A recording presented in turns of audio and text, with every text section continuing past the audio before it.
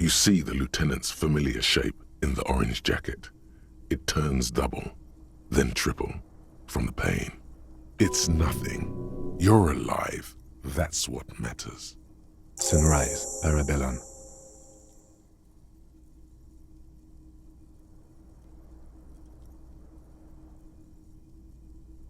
Mr. Gart cleaned it. It took him an entire day. 2 days, in and out. You've been up enough to take Dramamine and curse. And drink water. It's not ouch time yet. You just got the Dramamine pill an hour ago. Wait until it wears off. Yes, the joke wasn't funny anymore. I took it off. The close proximity of death must have made the lieutenant contemplate his life choices. He's done with the jacket. Sunrise Parabellum. Sunrise, prepare for war. It's an old revolutionary saying. The gates of the harbor are boarded up. The streets are a little more empty. Apocalyptic violence is yet to erupt, I am relieved to say. I think we may have held it off, for now. Barely. Yes, we have also completely failed, but that's okay. What happened? You threw an improvised petroleum bomb at the Major. A firefight ensued. He died in the hospital. A blood-stained killer. As retaliation, the rifleman tried shooting you. He hit the cuirass. I heard it go off. I was looking for a clear line of sight to him. I shot and wounded him, while Glenn took a bullet in the spine. It was meant for me. He did not survive. This is not the first person to die in his place. He goes on. Titus, Fat Angus, and Theo charged. Angus and Theo did not make it. They both died before they made it to intensive care. Titus survives. So do Alain and the musician. I forget his name. Yes, he's still alive too. You were bleeding out. You said something, I don't know what. And you warned me. I was able to disarm Officer De Paul before she got the jump on me. Thank you. I killed her. And that's what happened.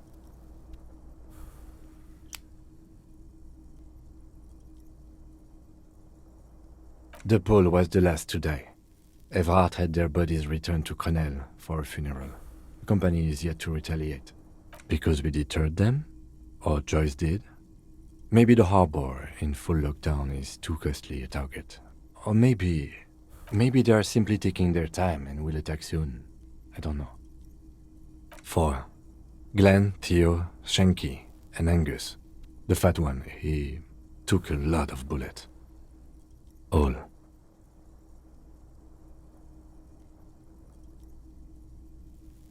Oh no, officer. It's pretty bad. 6 people are dead. But what's done is done. The violence is cordoned off. The Hornets did not get into the beehive. The worst scenario has not materialized. Yet. And we are still alive. Both of us. His smoking, his hunched back. You have it worse, but he took a real beating. That cigarette has medicinal purposes. Reasonably bad. You were shot in the left quadriceps. That's your thigh. It appears no major arteries were nicked. The bullet was removed and a bacterial infection treated with mercurochrome. The bruising in your shoulder is negligible. The armor took the brunt of the fire. We will see. If it's possible, then by pure willpower alone, you are going to have to become a psycho-locomotor. No. A man and a woman sit in the front seat of an armored motor carriage. The woman is driving. The man lights a cigarette. Jean Vicmer is his name. The asphalt vanishes under the wheels of the machine. Ahead, harbor cranes rise to the sky. Back to that shithole, he says. I called your station after the fight. The injury was logged in. They told me they've sent officers to join you on the site. I'm sure they're worried about you.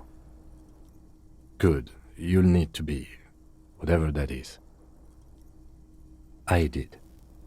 No need. Not very. I have a concussion from that woman beating me with the butt of her gun. I tried to not move too much. Things would be worse if you didn't warn me.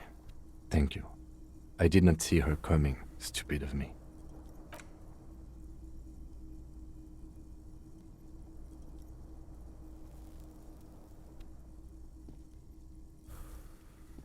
Easy now. You can take it.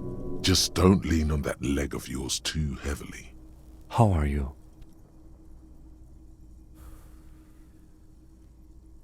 Your disco days should have been done quite a while back, Lieutenant Freighter. I honestly don't know. We can't talk to Everard. The harbor is in lockdown.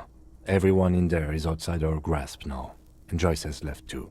Yes, she left yesterday morning, to meet the board of Wild Pines, or that is what I've heard. There's a pin somewhere in the machine that keeps Connell from sending in a death squad. Maybe it's her. Maybe she kept her hand. Either way, Ruby's gone, and Clasia too. We really should have arrested her, you know? That was our job to find out, wasn't it? Honestly, I just don't know. Our circle of suspects is dead and gone. It's not a circle at all. It's a ruin. Honestly, I think our investigation has not produced a single credible suspect.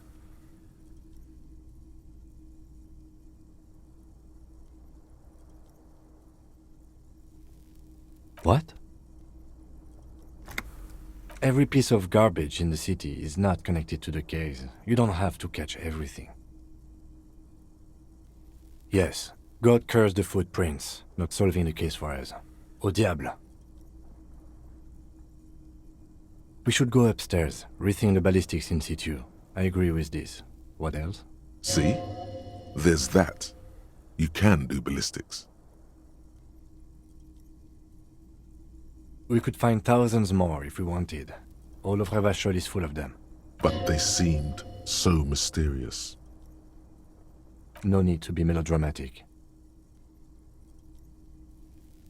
He does not know what to reply. Looks out of the window, then back at you.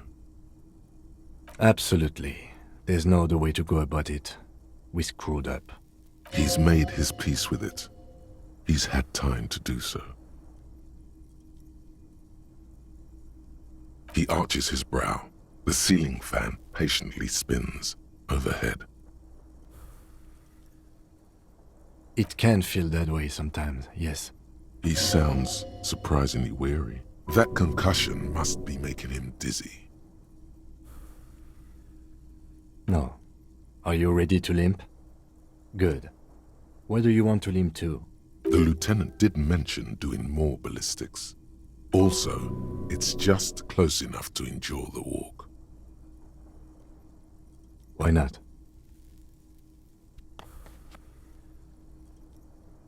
Another look at the window, perhaps? The one he was shot through. I don't know. I can't think of anything better. What's this? We're getting reports of normal, reasonable, temperate, political opinions somewhere in Martinez. The air suddenly feels calmer, more transparent in a strangely tender way. Perhaps it's the hangover. Perhaps it's a temporary surge of serotonin. But something tells you it's time to become a citizen of the kingdom of conscience. It is not a place. It is a moment in time that can only arise in the right circumstances. In all of human history, it's only been achieved a handful of times. Incrementally. Yawn, you'd get there faster with a little speed. Speaking of, when are you going to get on that, bub? History's greatest catastrophes have been brought about by people trying to make the world a better place. Too quickly. That's the genius of Dolores Day. She recognized that progress is meaningless if its gains are lost because of instability. Real, lasting change can only come about gradually, increment by increment. The kingdom is difficult to comprehend, and even more difficult to describe, partly because humanity will need to discard many of the categories that define and limit it today. The kingdom of conscience is post-capitalist, post-national. It's also post-industrial, post-ideological, and even post-sexual. Slow down, Mr. Reasonable. Did you miss the part about compromising and taking things slow? That's right. Remember, Real democracy is just around the corner for Revachol. When that real democracy kicks in, a long time from now, we are all going to be so much happier.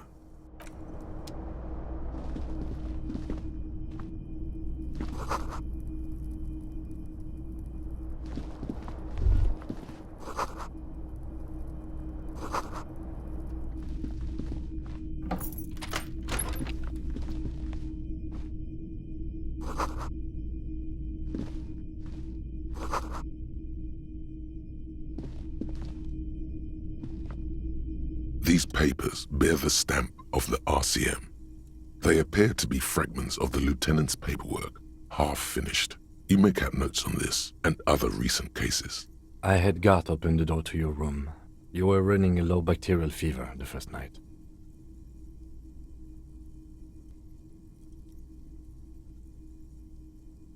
It would have been easy were it not for my concussion.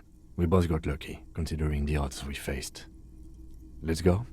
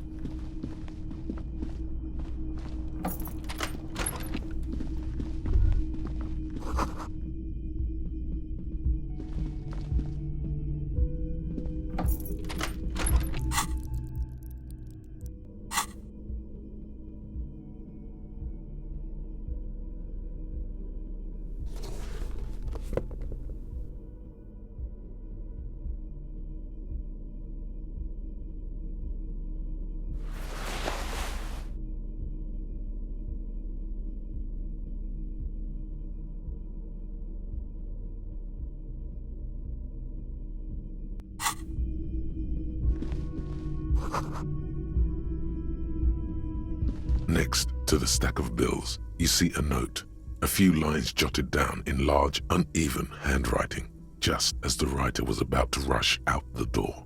I'm sorry, I fucked everyone over. P.S. I didn't kill him. P.P.S. Gift upstairs. A gift? It's hardly surprising. I am not drawing my gun, yet, but I don't like gifts. Just don't walk into another radio trap, okay? Relax. Not everyone is out to trap you.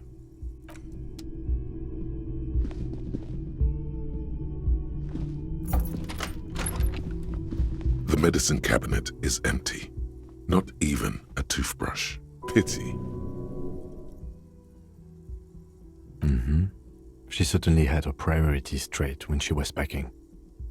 I always took you for more of a drunk than a chemical abuser, Lieutenant Hefreiter. Should we go?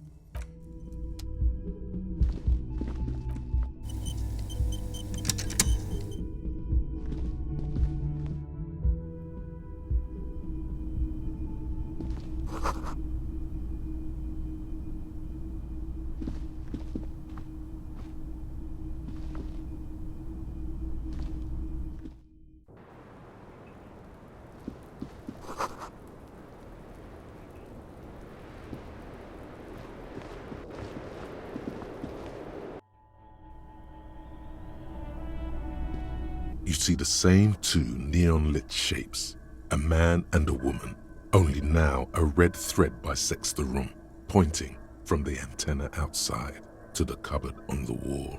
This is ballistics. She's left a trajectory for us. A ray of backward motion explodes from his mouth to the roof outside, A prime, to then widen into a radius of locations in Martinez, B prime, B double prime, and B triple prime.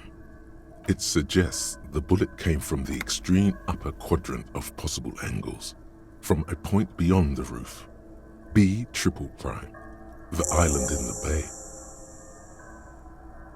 Unless she thinks the perpetrator was standing on the ring antenna. That is where the thread seems to point. She was there that night. She would have known precisely where the bullet hole was in the glass.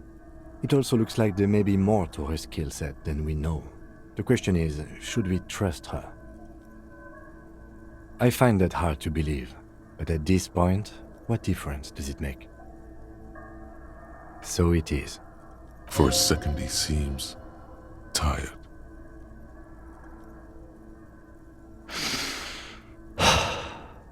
He is trying to justify it to himself.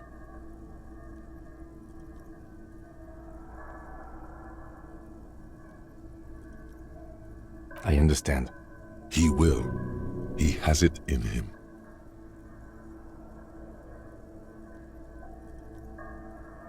Of course, of course. I mean, how do we get there? Joyce Messier had a sloop, but she's gone. Ah, yes, of course. The village. Let's go.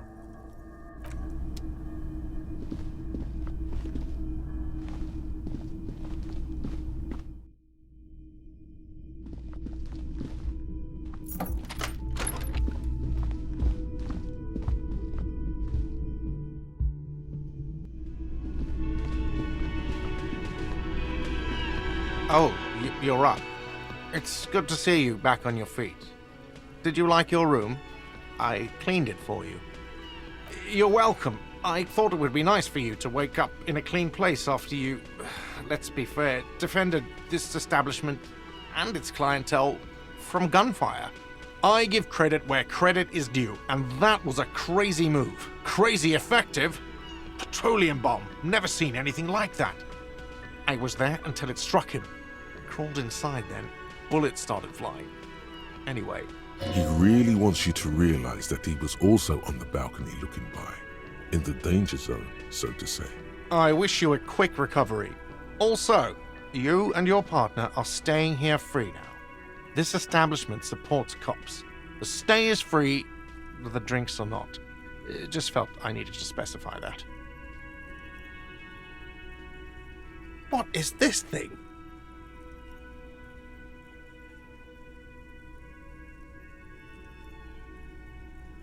Cool, okay. I was really hoping not to think about the cock carousel any longer because it made me feel like shit. But this is a competent piece of taxidermy. I can fix it to the plaque and have a new bird in the establishment, I guess? So, I don't know. Thank you. I'm gonna go with thank you. People just don't know how to accept gifts, especially taxidermy. He likes it. He likes the bird. It solves his broken bird problem. This was mostly about the fucking cardio. Massive cardio here. You'll live till 90, or you get a heart attack from running. I feel good about our work here today. It's all about the little things, like bringing people random stuffed animals. No, you don't. It's not happening. The whirling doesn't need more sad style. That's one of the styles it can do without right now. It's for no one. It's a prop.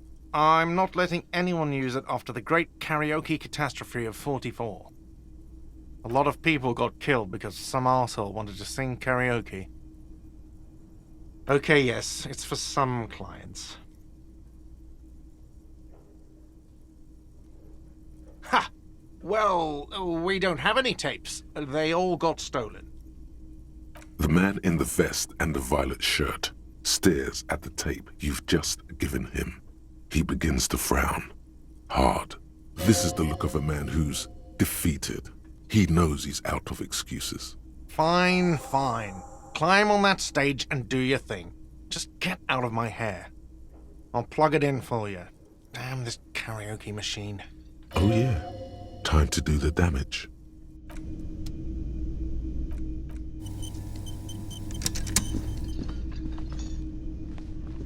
The stage is all set up for your performance. Feels silent. You can hear the pellets creak under your feet. You feel a little dizzy, a little unsteady suddenly. So, are you ready for your thing now? Let me know when I should turn on the karaoke carousel.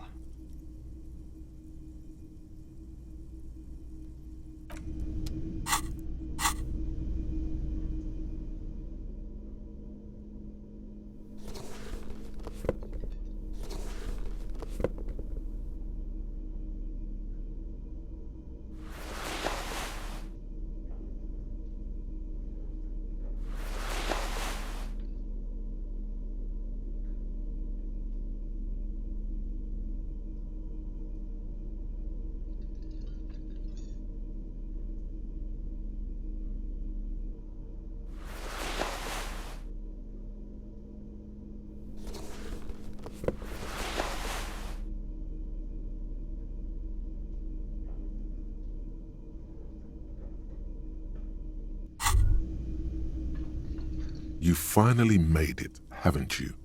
People point fingers at you and whisper to each other when you pass by, wondering to themselves, where did that man get such a cool jacket? Did he receive it upon graduating the École Normale Supérieure de Badasserie? Is he dangerous? You are very dangerous, my friend. Dangerous and cool. In fact, no one dares to say a single thing about the jacket. But believe me, they are all very impressed.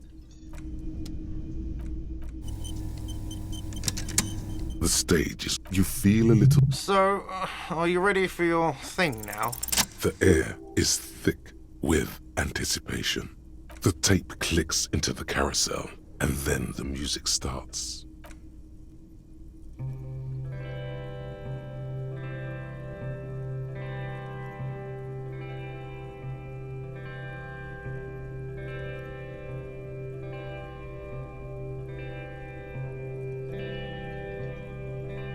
I would often go there, to the tiny church there, the smallest church in Saint-Saëns, though it once was larger. How the real may rest there. Down through the mist there, toward the Seven Sisters, toward those pale cliffs there. I would often stay there, in that tiny yard there. I have been so glad here, looking forward to the past here. But now, you are all alone. None of this matters. No, none of this matters at all.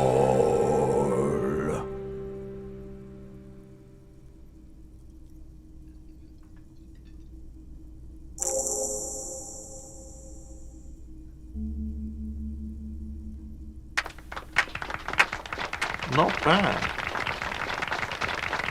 Yes, not bad at all. No reply. There is silence now in the deep where the voice came from. It has receded into you to return only in dreams and nightmares. Okay, yes. I'm going to unplug the microphone, so you can get off the stage now.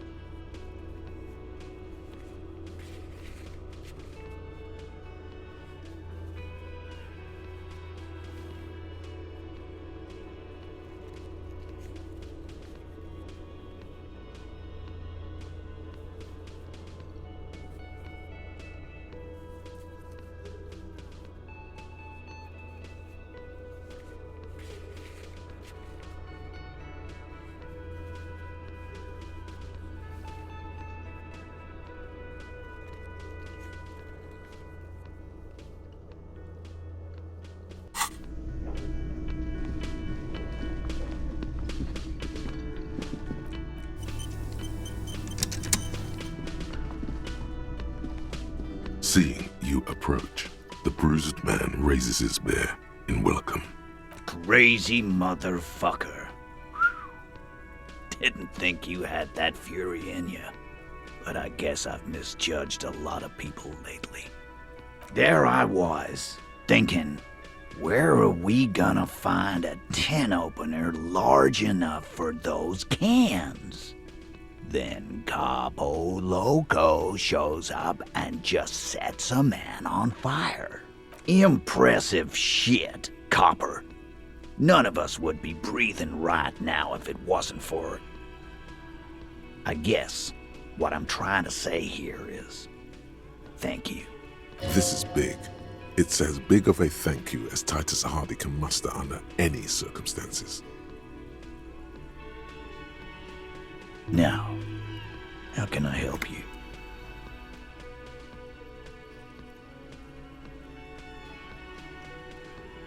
Dio was old. I think he'd be pretty happy with the way he went.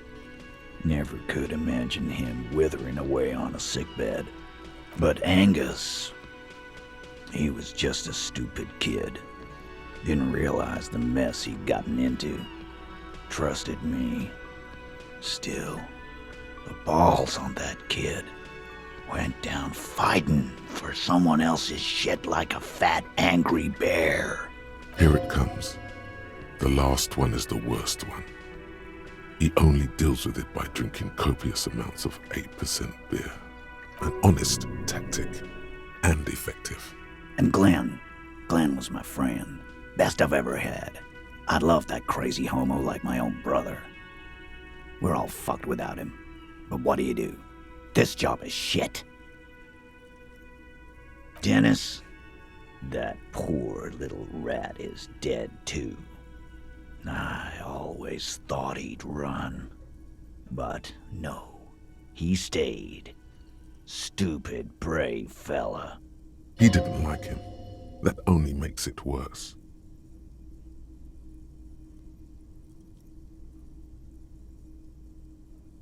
Well, yeah.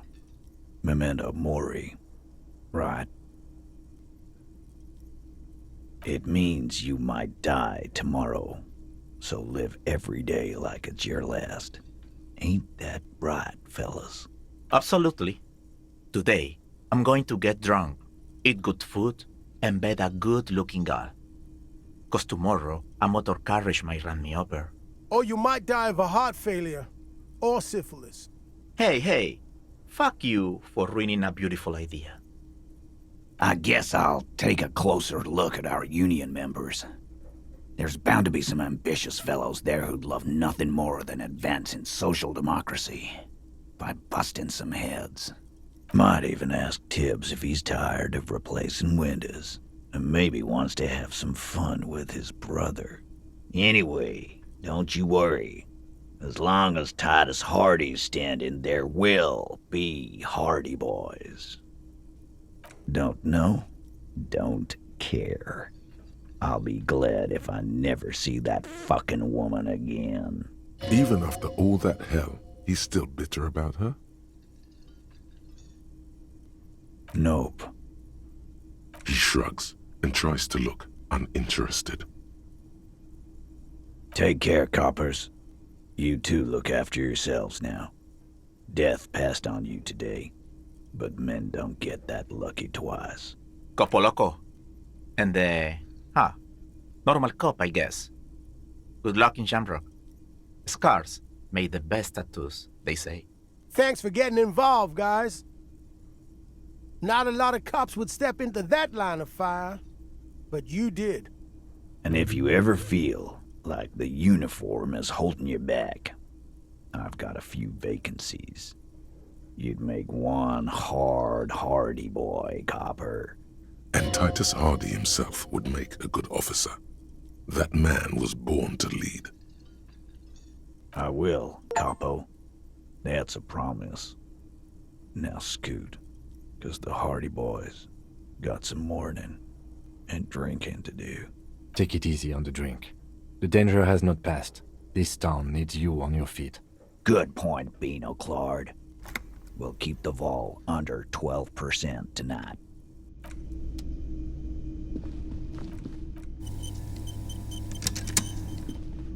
Hi, gendarme.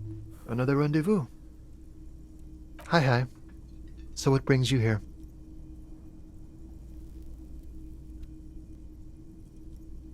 You did? And how did you like him? I told you, he can be very useful. I guess that's the charm of powerful people. A visitor from the first world. He's not like you and me, gendarme. He can always return to his opportunities in Occident, sur la clé. Still, his coming and going brings some life to the village. Or is it just money? I don't know. What about me, gendarme? Bye-bye, gendarme.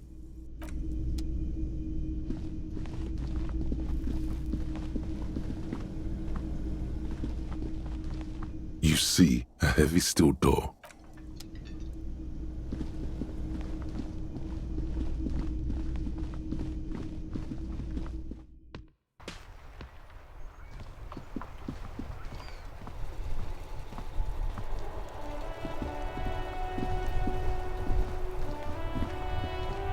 The graffito has been painted over the traces of the fight that took place here. It smells of blood and heavy fuel oil. This was Cindy the Scar. The lieutenant crouches, touching the fuel oil with his finger. Looks like it, yes. This is still fresh. It wasn't here yesterday. And blood. Some of it is even yours. Heavy fuel oil. Isn't that flammable? The fuel oil catches fire immediately with a low hiss. A bright orange flash across the surface of the lettering. The falling snow turns to vapor above the burning message, mingling with the black smoke. What if the words are not directed at the people of Martinaise, or even the coalition aerostatics above the city? They're meant for something above even those. The lieutenant has taken a small step back. He looks at your face illuminated by the flames and nods silently. Then the fire falters. The flames warmed him too. Not at all in a bad way. Let's go to that island. Slowly, the flames subside, the fuel burning out. The air still smells of mazout and springtime.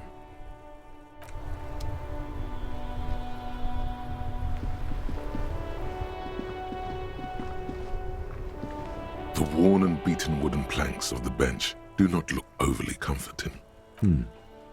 We can sit on benches after we've solved the murder. Let's go. You can revisit the bench. Officer, care to play a game with the lonely old man? Actually, never mind. Wouldn't be the same. The prick is gone. I can barely believe it. But he's really gone. Hell, most likely. He was an absolute Kent. Oh, he would have liked that. Violent lives ending violently. That's how he wanted to go. Sadly, it was not the case. I repeat, an absolute Kent. Even his old army buddies didn't want him around. He was like an old viper. The only people who could stand to be around him were Jenny and me. She saw something in him when we were just kids and she never lost sight of it. And I thought if the most beautiful being in the world can love him, then there must be something worth holding on to. His hungry little heart finally gave out. The dock workers found him in the guard booth this morning. Wasn't even supposed to be working for another week, but he just had to prove how tough he is. Did he feel like he has to prove he can still pull his weight? Doesn't need handouts? Yes, he was about to head home, 'cause when the dock workers found him, he was wearing civilian clothes and not the Kuketu uniform I saw him in all the time. Sometimes I thought he was wearing it just to piss me off. Now the joke's on him, 'cause he's gonna be buried without it. No. René was the most stubborn man in Revachol. Nothing you or I could say would ever push him to do anything. The man was completely immovable. He has doubts, but right now, he just wants to move on and not think about it. We've hated each other our entire lives. So much, in fact, that... Yes, I loved that angry prick. He didn't deserve it, but I did. You know what his last words to me were? In Guillaume's time, you'd have been shot without trial. That's what he said to me. He lived a cunt, and he died a cunt. Let's leave it at that. Yes, we are both very sorry for your loss. It is what it is, part of life really. But to know someone for 79 years, then one day they're just gone. I just don't know anymore. About anything really. But you must need something. Officer, I just can't do this right now. The Union, it just doesn't matter anymore. Yes? What about... Yes, It is what... I just don't know.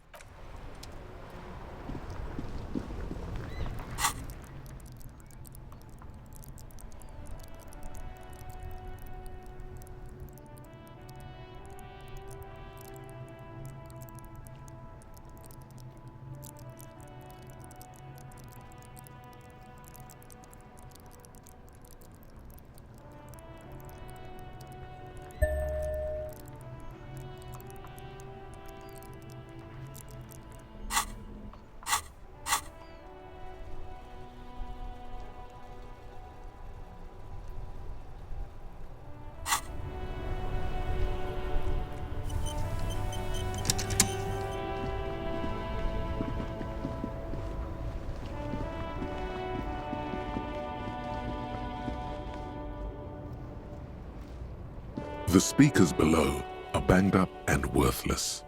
The sneakers triumph over them. They're the star of the show here.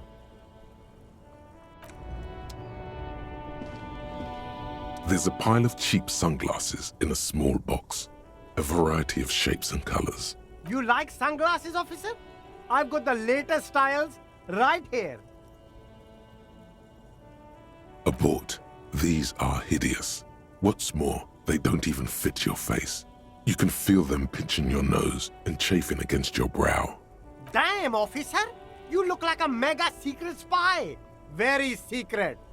They're practically made for you. I'll let you have them for 2 real and 50 cents. They're perfect for concealing your bloodshot and baggy eyes.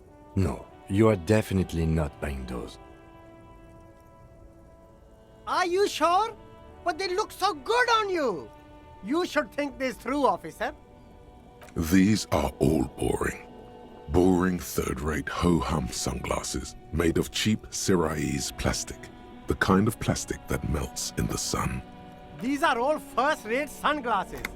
Premium design, super material, very cool. UV resistant. These will definitely keep your eyes safe and cool while doing your dangerous police work. No luck. All you find is this lime-colored cellophane visor, produced by a bargain sportswear brand called Amphibian, apparently. There's a malformed green frog on its bent cap. Oh, that visor is perfect for you, officer. It'll definitely keep the sun out of your eyes while you're shooting criminals. Bang, bang! And all for a mere 6 real. I hope not. You don't like it? Sure, Square Joe. No problem. Let's get you some real shades.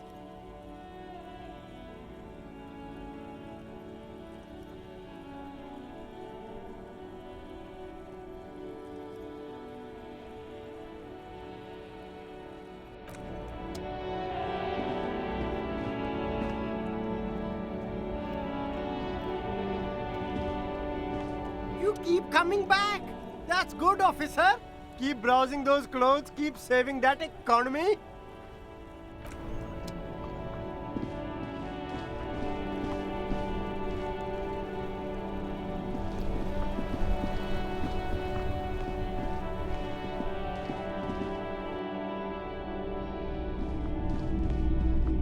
Between you and me, this is why I don't get involved in local politics. In its purest form, now, what can I do for you? Sure thing. Sure, man. Sure, let me have a look. Anything else you're thinking of selling? Another time, perhaps.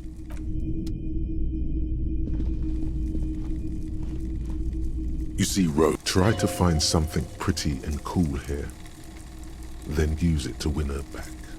Big men on big horses, clad in lamella armor and carrying flintlocks, the kind that would mow down a line of enemy soldiers in the blink of an eye.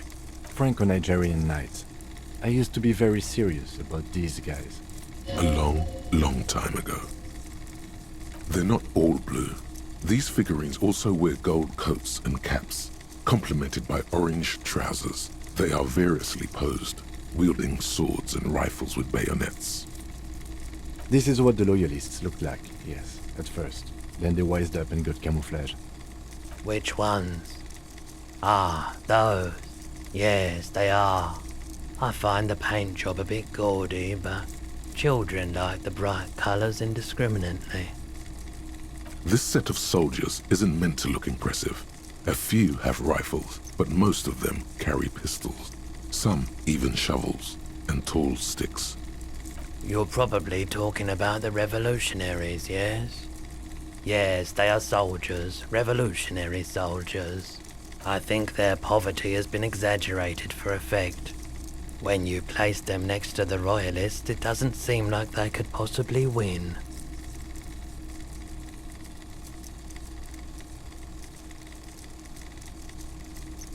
I don't like either set very much, to be honest. But there are many parents among my customers. He seems to have his own take on the conflict played out in perpetuity by these toys.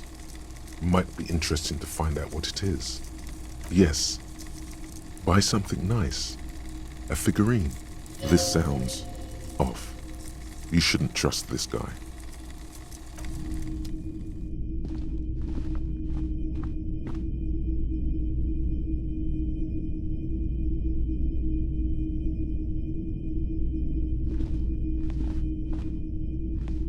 Hello, hello.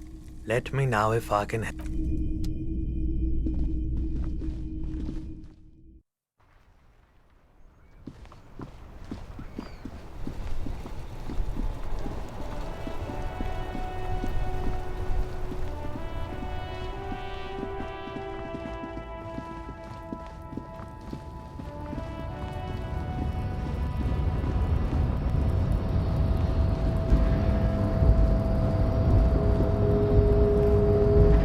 Boyadero stares at you with respect, then gestures towards the trickles of blood adorning your clothes.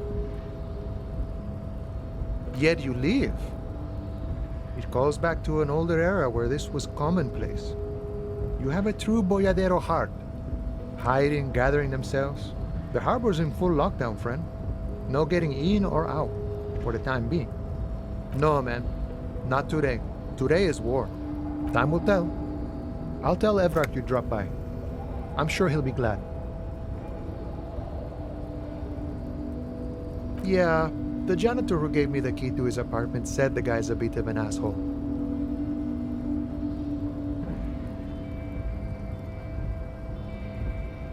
Like I said before, I don't know much about this weasel, but the bossman said he's a real piece of work. Thanks for helping out, friend. I'll be okay here, doing lookout. Quite the sight, aren't they? Getting to like that red I am. Don't worry about me. I live to alleviate the worries of our brothers. See if any insane killers turn up. Then I'll run. And live. I'm sure I'll be luckier than you, friend.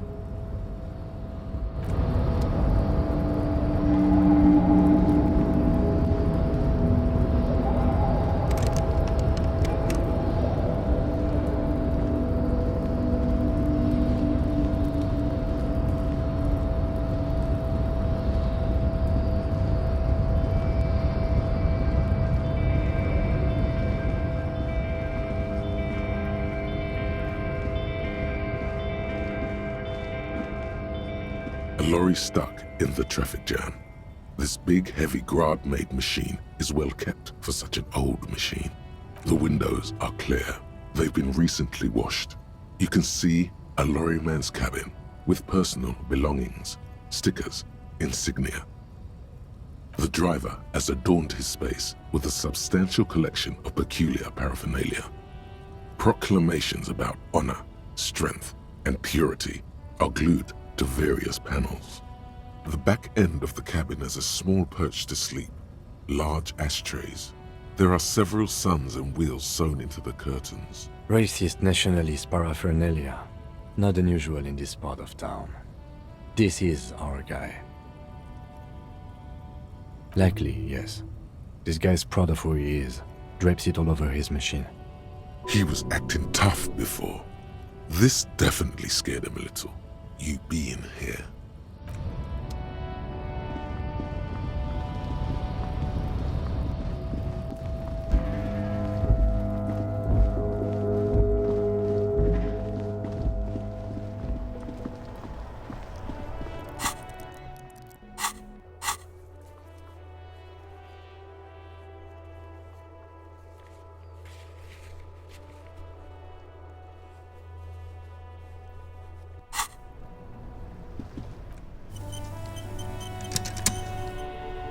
Inside, you see a set of steering levers, a radio microphone, a pull-out toolbox.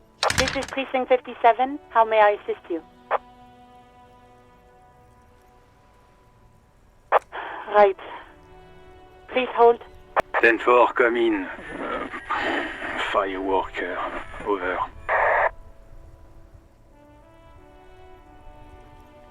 10-4, sir. Well, there's been some talk, sir. I only meant that there's been some talk in the station, that's all. But there's always some talk in the station. You know how officers in Jamrock are. But then again, some of us truly are on the take. It's unfortunate. Over.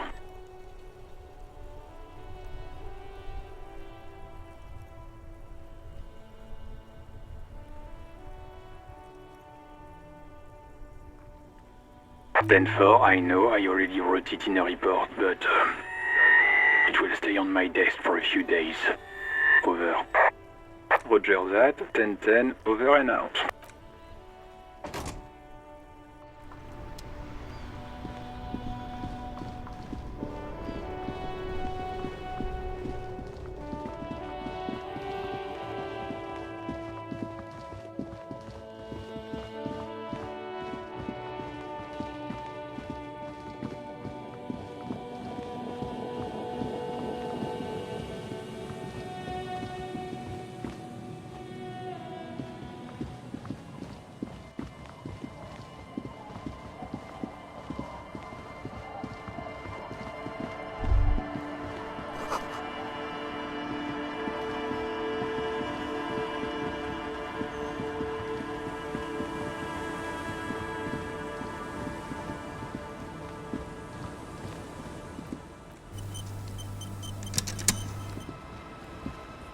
Our tenant, the policeman.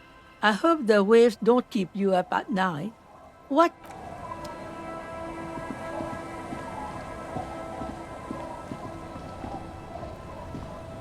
Officer, what happened? You're limping. Why are you limping? You look terrible. She sounds almost disappointed with you, reprimanding you for falling and hurting your knee. Look at you, you can barely walk. Is this from the shooting in town? We heard gunshots. Not that we don't hear gunshots all the time, but they were closer than usual. There was an exchange of fire on Rue de Saint-Guylaine. It's nothing to be worried about, madame. So you're a killer? That's good, I guess. Better than being dead. Aye, I bet they are. The good ones, at least. Of course. Can I help you with something?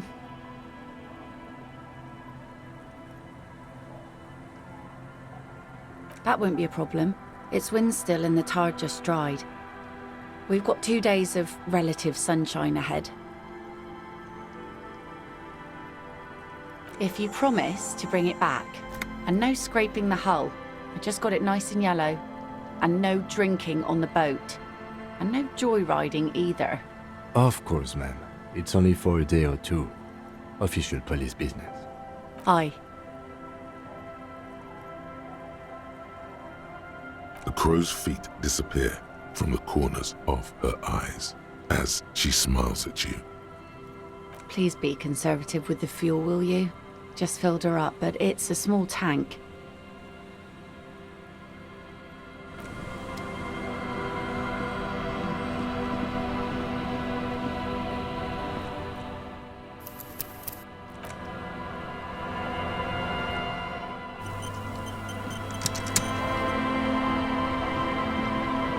A skiff with a small steering engine in the back floats on the calm mirror of the sea. Its 2 seats are empty. Once you get in, that's it. One pull of the starter handle, and you're off into the bay. A strange trepidation comes over you. Are you sure you want to go now?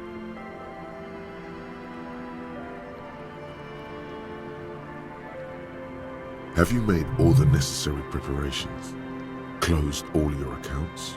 Remember what the net picker said. It's a small tank. You won't be going back and forth on this.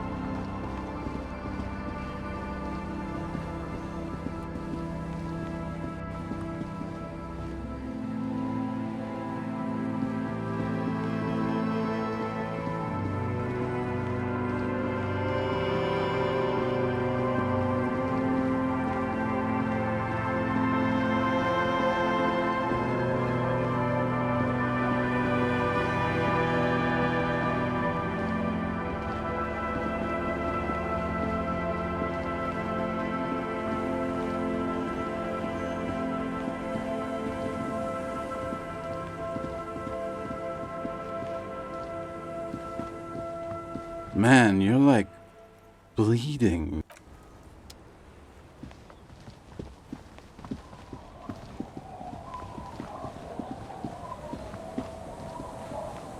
Our tenant, the policeman. Eh? What's this about? Come now, I can't read all this scribble. Tell me what it says. Huh, I might be half blind, but it looks like part of the village is gonna be a street. The best part, the part we need to get out of our houses. Have you asked Lillian about this? I won't even consider signing till I know she's on board.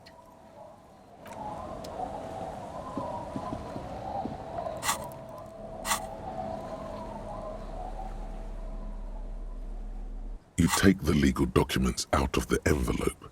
A 12 to 40 month construction period and the zoning plan in the addendum. The youth center cuts into the ocean like the bow of some great modern ship. Apparently, it's going to cover most, if not all, of the street and the square between the existing houses. It's 3 stories tall. I'm no property lawyer, but it looks fine. I like the print size. They're not selling or leasing anything. It's not a perfect solution, but... There is no loophole. The simple truth is, the current residents are going to lose their street access, and for the next 12 to 40 months, their lives will be dominated by constant construction noise right next door. Once the construction starts, it'll probably take a few months, a year maybe, for even the most stubborn occupants to get tired of living like this. After that, they'll sell their property for cheap and move out. I should have seen it. Evrard probably has eyes on us, but we could try to get other people to sign this instead of those listed. Or you could forge their signatures yourself. By the time he finds out, we'll already be gone.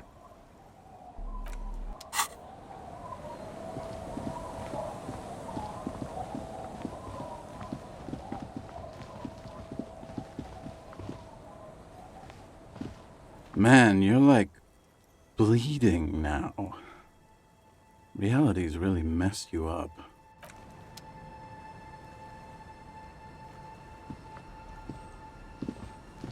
The legend! He's back! And thirsty. Wrong. Don't you call her? Yeah! Don't call Abigail! You really don't have to. Besides, he won't understand you anyway. Abigail. Oh, Abigail. The dozing man mumbles something inaudible.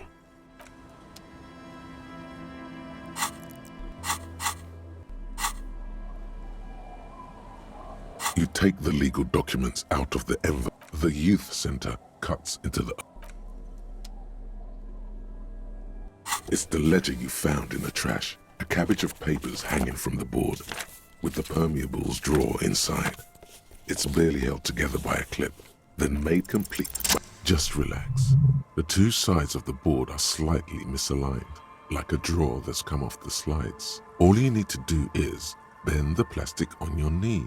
Slowly, the slides snap back into place. It should be possible to just, without resistance or sound, the two panels move against each other. The compartment is now open. 2 ticket stubs and a handmade postcard. 2 octopuses are smiling, reaching their tentacles toward each other in the colored pencil drawings. The tickets permit access to the zoo in Revachol East. The aquarium costs extra. These let you go there too. Thin wax paper has been glued to a piece of cardboard. Sounds like leaves rustling when you pick it up. You see violet flowers, floral patterns, patches of glue. It smells of chewing gum, apricot flavored, a touch of cinnamon, the end of summer. You think the label says tutti frutti. Familiar handwriting lines the inside of the card, looped, round letters in a woman's hand. A young woman in her 20s. There is care, effort, and a smile, you think. Although that is not something you can read from someone's handwriting. Harry, it begins. You're already reading. I wanted to write you a letter so you can read it when you wake up. Maybe it will make you happy. Throw it away, please. A merciful wind blows in from the bay of Revachol, dusting the ground at your feet and raising newspapers far away. You feel the card slipping into it. Let go. Your hands shake, holding onto it. Every morning when I step out and you're asleep behind me, it says, I find a little piece of sadness in me. I carry it in my chest down Voyager Road. Every step I take, it grows. By the time I reach the fuel station, it has filled me entirely. I step onto the light rail and look back. Sparks fall from the bow collector. I know it will be like this until late afternoon when I get off the 42 and walk back to you. You. Every step I take will get lighter. It almost makes me run. Sometimes I do. I can't believe I met you. I can't believe the happiness I feel with you. You have a vast, vast soul, and I will always, always, always come back to it. Kisses, kisses, kisses. You feel the air sucked out of your lungs and the blood sucked out of your head. Everything around you gets dark. Small white dots appear. You feel the ledger slip from your hand. No, hold on. To what? There's nothing. Detective, is everything all right?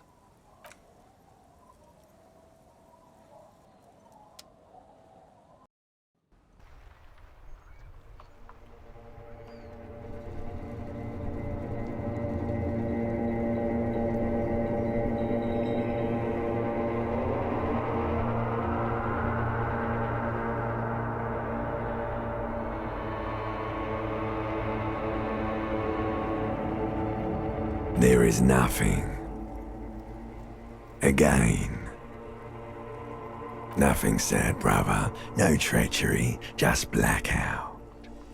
Well, almost nothing. There is the ground below you, that's still there. And the small light that's on, fluttering, somewhere in the basal ganglia. That's me. Blue eyes, that's me. Who was what? He speaks of the sickening longing, the unwell emotion. Even in the darkness, he's grasping for it. Still trying to hold on to the great sorrows slipping in the water. Slimy. Here in the paleo-mammalian cortex, we call it the shadow. Because it's always there.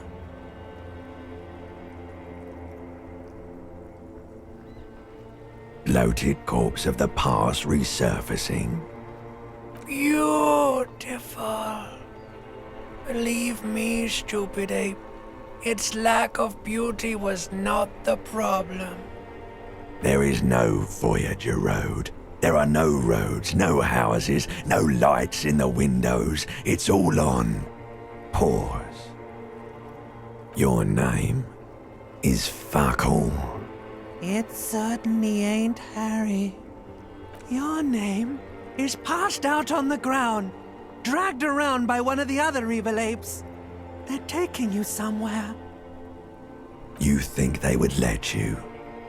Until you disintegrate into biomolecules? No.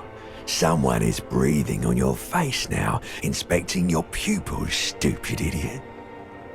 Yes, they're pouring something on you. It's in you.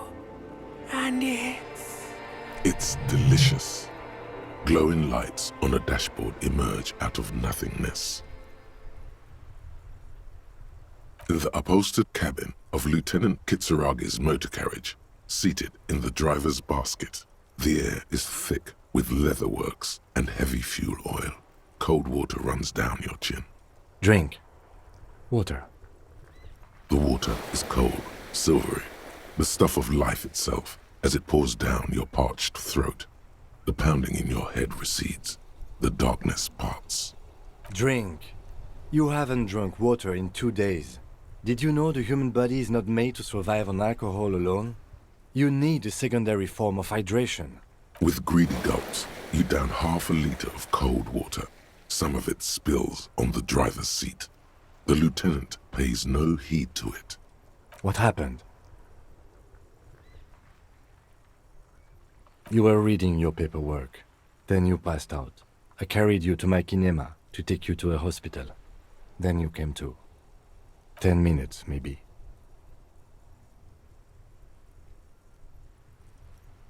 That does sometimes happen. You dropped these. Are you okay to proceed? Good. The Ledger of Failure and Hatred is a special item that can be used both as an interactable and a tool equipped in your held slot for skill bonuses. Find it under the Tools tab in your inventory.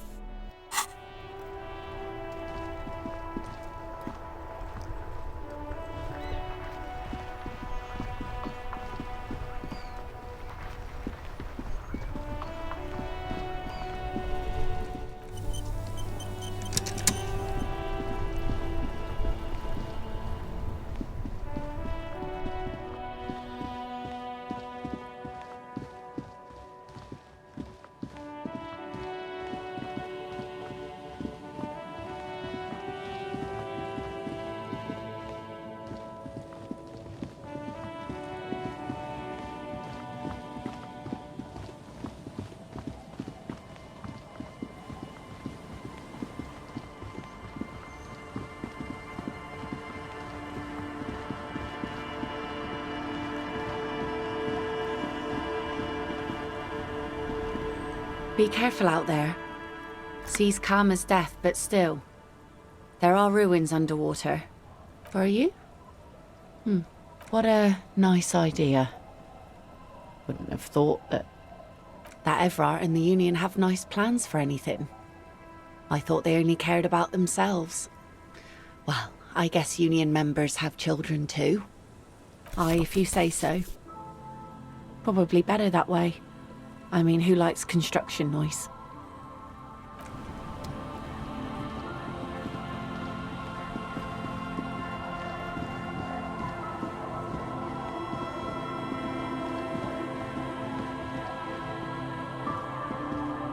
Man, you're like bleeding now. Reality's really messed you up.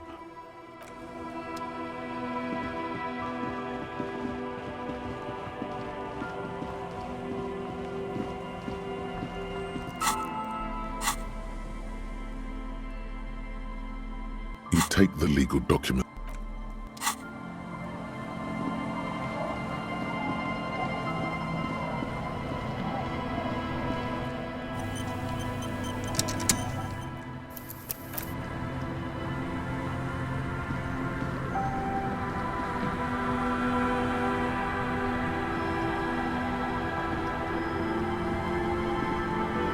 The skiff float once you get in. Have you met? Remember what the net picker said?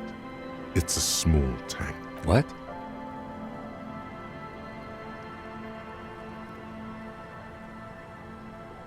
Fine.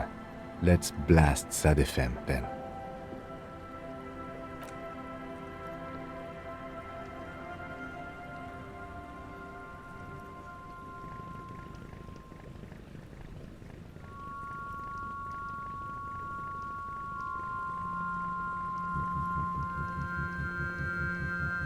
Want to be free.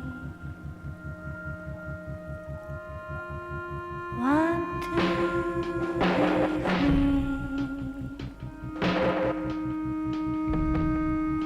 It will last forever.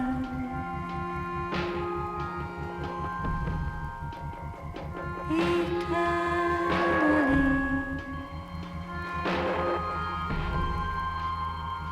Want to be free. Want to be free. It will last forever. Want to be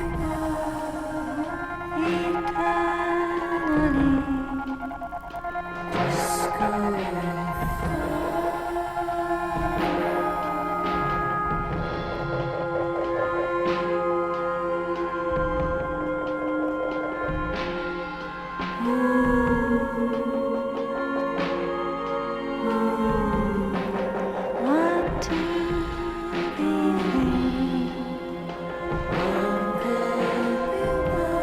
Want to be free.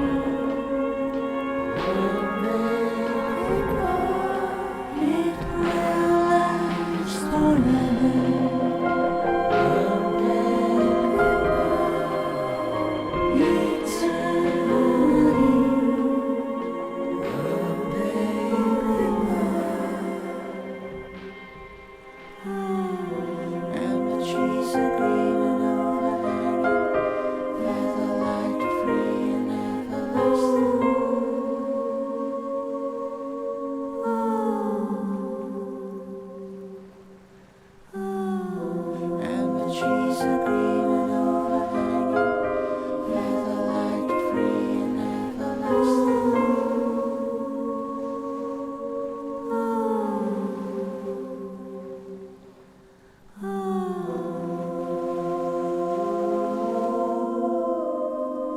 Want to be free.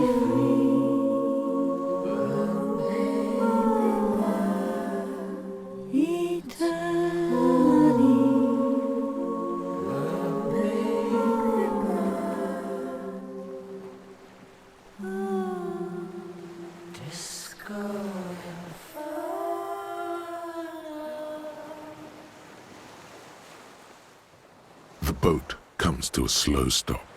The lieutenant turns the engine off. Then there's silence. Let's go.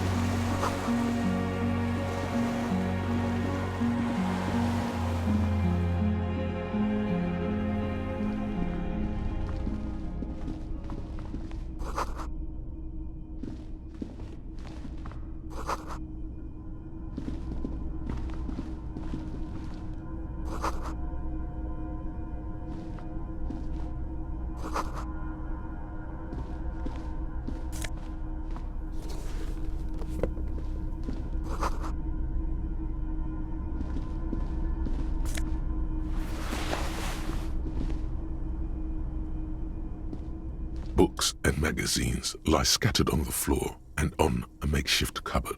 They are not particularly well organized. Most are soft covers, serialized fantastique and detective stories from the 20s and 30s. This disparate digest includes the classic Animal Adventures.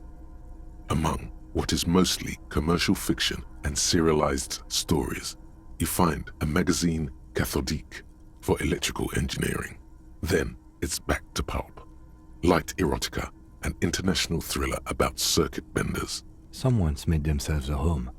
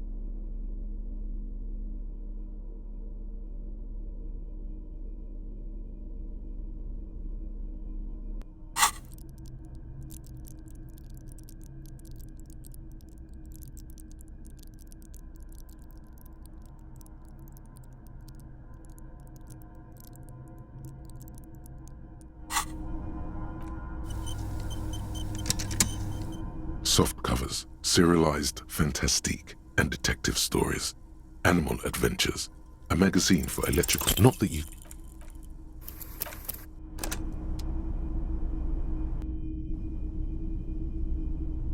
Soft covers, serialized fantastique... Not that you can tell.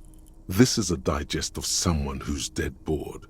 Most of it is for entertainment purposes, fittingly right next to the radiola on the floor.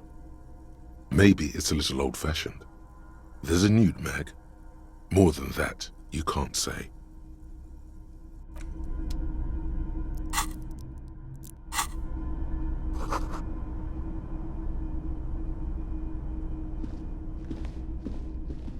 There's a greasy old spring mattress in the corner, resting on piles of soft cover books. White linen and a pillow are visible under a worn-out caracol blanket. Someone has been squatting here. The linen is fresh, recently washed. You force the rest of the sentence out through pain, thick as molasses, no longer able to hear yourself speak. You know, officer, you can rest here if you are feeling tired. I will keep watch. You could use some rest for what's ahead. You face the concrete wall. There's less light there, in the dark corner. Like a dog, you lie there. You didn't realize how tired you were. Your body is still nowhere near healed. The blanket feels cold. The entire room does. Concrete and cold. Minutes pass. Half an hour maybe. The sounds of the sea beyond grow distant. Your eyelids close until you feel yourself standing up in the darkness, right next to the mattress. Slowly, the world begins to hatch from the blackness. It's evening. Sleep.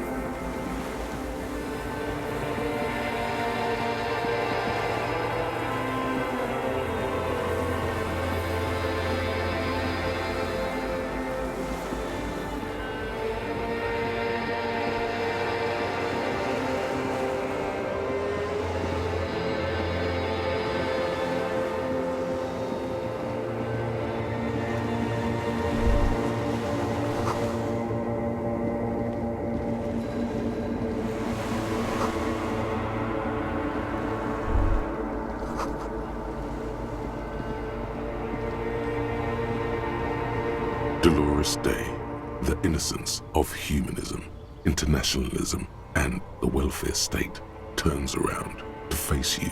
She has an airship airbag in her hand.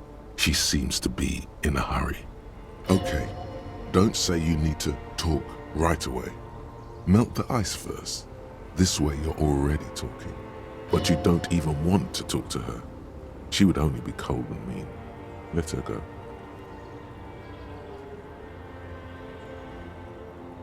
I'm sorry. I was heading to the aerodrome. I just don't have time to... She means she doesn't have time to tend to your emotions. She sighs and looks over her shoulder. What are you doing? Stop saying things like that. I'm going to Morova. To live there, in Grad. It's 1 million kilometers away, Harry. Might as well be another lifetime. Just my scepter, my globe cruciger, a spare silk gown, a toothbrush, travel documents, the crown of immortality. Oh, this. This is just a wreath. The crown of immortality is made of rarefied light, mana and raw palladium. It was passed on to me by the rulers of late antiquity. She looks at the suitcase, not knowing what more to say. Then, over her shoulder, silence. Her nuptial gown flows in the wind, wraps around her holy body. Anyway.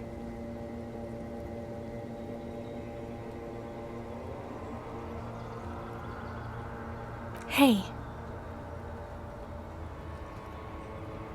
I'm doing really good, actually. Both professionally and romantically. I've come to a fulfilling and peaceful period in my life. Well, how are you doing, Harry? Well, I'm in my head too. We're all in our heads. Sometimes, not as often as I used to. So much time has passed. More than it seems here. This is everything I always warned you about. No, Harry. It's just regular skin. I'm not as beautiful as you always thought I was. Let's not get into. She does not answer. There's that expression again. Silence. A distant wind blows. You can't think of anything pretty to say. No, Harry. No. I don't want a massive, epic showdown. I want to go to the aerodrome. I have tickets for the 10:20 flight to Morova. Really, we don't have anything to talk about anymore. Every combination of words has been played out. The atoms don't form us anymore. Us. Our love. Our unborn daughters. It's all gone. I have to go to the aerodrome. I have to leave Revachol and you. And you have to be alone. In hell. Forever. That's just the way it is. Oh God, whatever you do, don't try to kiss her yet. Not after that. You're still reeling. You'll fall over if you try now.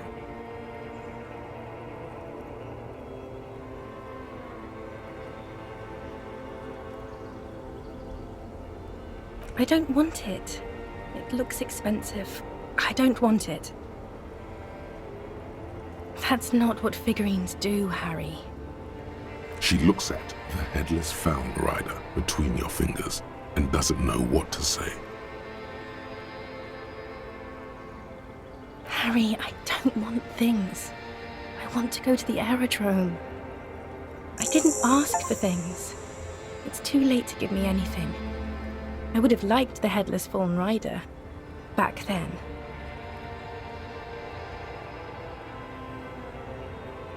It's not, but I don't know why I said but. There is no but. That's it, yes. We've talked about it 1,000,000 times. You will get over it, just like I did. People do. Things will get good for you again. It just takes some time. For you, I think it will take something like 20 years, maybe? It was hard for me too, you know?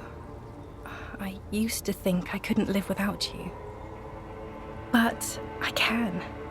She keeps her shoulders squared and her back straight, but it's clear you're still making her sad.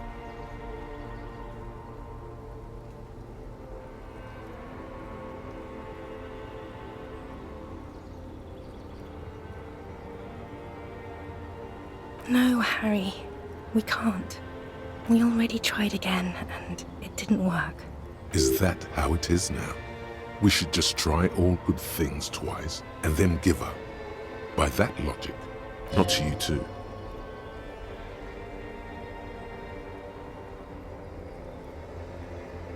Yes, of course. I'm bourgeois because I don't want to keep hurting you.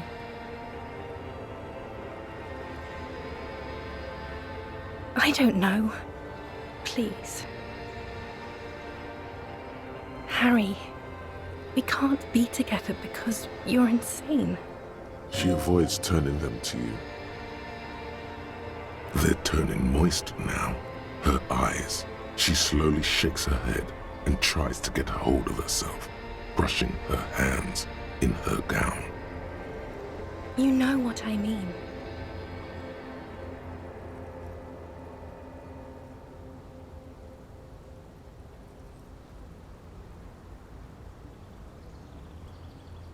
A cop? You've worked there for so long you can't even talk like a normal person anymore. It's always lists with you. Questions. This is another one, isn't it? We're in a tree right now. It's not just the lists or trees or whatever. You get sad, Harry. Too sad. People can't get that sad. It's impossible to watch. Other people get sad too, but not like you. You stay down for too long. Until you start giving your thoughts names and talking to things. In conclusion, you're ill. You're an old, insane man. And you have to be in hell until the end of your life. And I have to go to Morova. I don't know what you mean. Dolores Day. Wasn't I Dolores Day just a second ago? Now I'm the X thing? You're confusing me. Look, I have to be at the Lausanne Aerodrome at 10:20 p.m. I still have a light rail to catch. I haven't even bought the tickets yet. We all told you. Everyone warned you. Everyone. Literally all of you.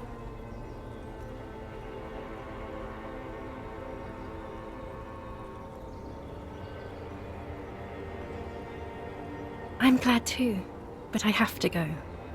My friends are waiting for me on the platform. I can't let them wait. It's impolite. I will. 1,000 times you beat an animal. 1,000 times you've raised that fabric. What is underneath has always calmed you, centered you, made you sane. The morning? I don't understand. Oh my God, Harry, stop. I don't want to hear anything about the morning. Mourning someone who's still alive. Any of that. I can't do that anymore. I'm not 80 years old, I'm 32. People my age are not supposed to mourn. Yes, Harry, I am. Things have gotten much better for me, now that I am the ruler of the known world. Oh God, it's already so late. I have to go, Harry.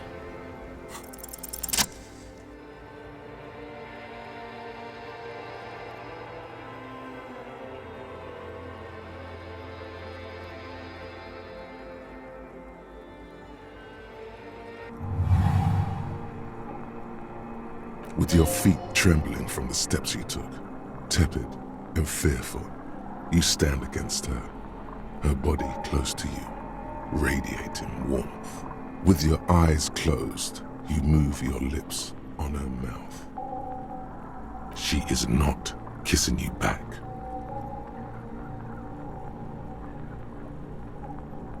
The moment is ending. She is going to move her face away from yours.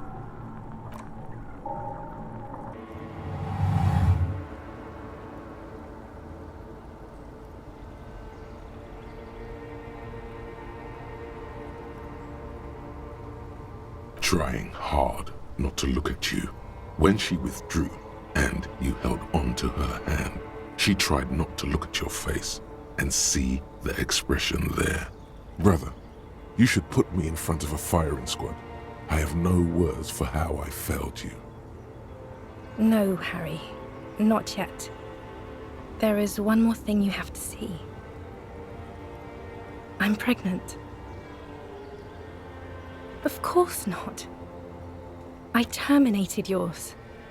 Don't you remember? You poor fuck. Poverty-stricken fuck. Now, go ahead. Ask me more questions.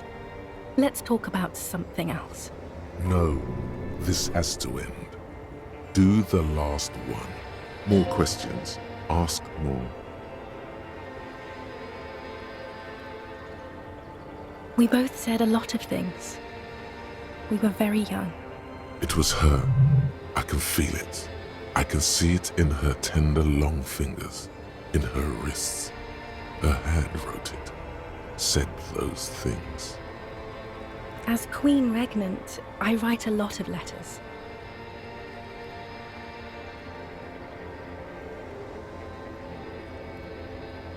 Please, Harry, I just don't have time for this.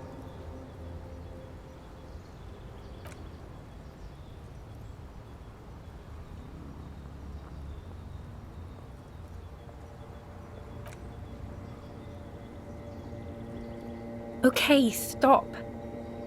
Yes. Are you happy now? Very well. I wrote it. It was morning. You slept. There was hoarfrost on the ground when I left, on Voyager Road. It was autumn. The first autumn. But Harry, please understand, it was 1,000,000 years ago.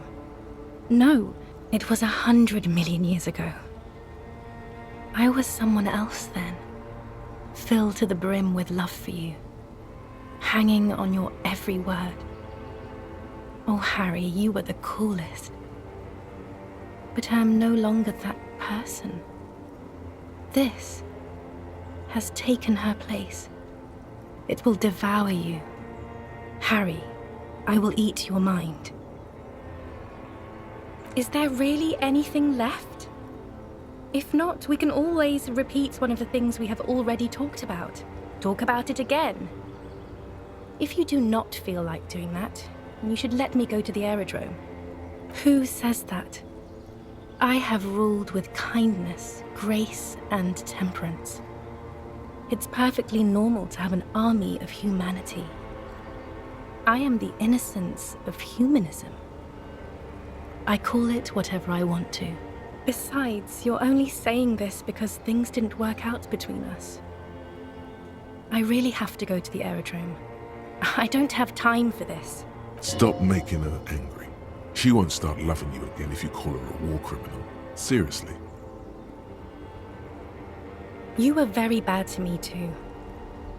We've talked about it like 7 million times now. I don't want to do that anymore. I have to, Harry. Really, I've already missed the 8:30. I'm gonna go now. I was wrong. You don't have power over her anymore. You shouldn't have said that. I am wrong about everything. You should go on without me.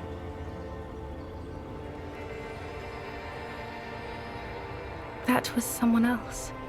I betrayed her, overwrote her, and I'm happier for it. And I'm really going now. The time is up. I must be on the 10:20 flight. Yes. I won't see you, but you will see me. Oh, Harry. This is a dream. Can't you see? I'm already in Morova by now. Who knows how long ago this happened? A year? 2? 5 years ago?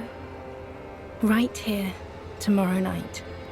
Once this dream starts happening, it keeps happening. 3 times a week, at least. And Harry, it really, really looks like it started happening again. There's the video rental. I'm suffocatingly beautiful and young, and I smell of tutti frutti chewing gum, like I did that time when I asked you for forgiveness, after leaving you the first time, so long ago. Oh yes, this is real darkness. It's not death or war or child molestation. Real darkness has love for a face. The first death is in the heart, Harry. See you tomorrow.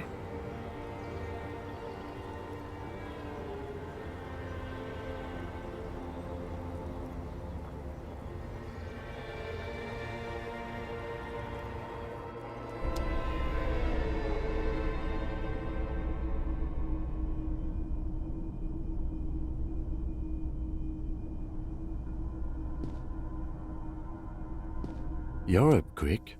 How was your sleep?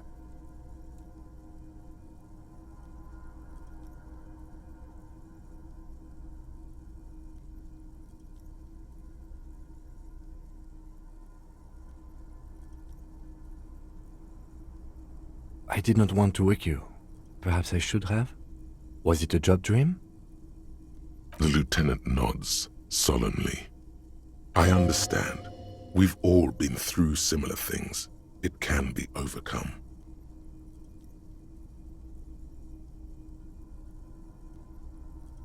Okay. He's still worried.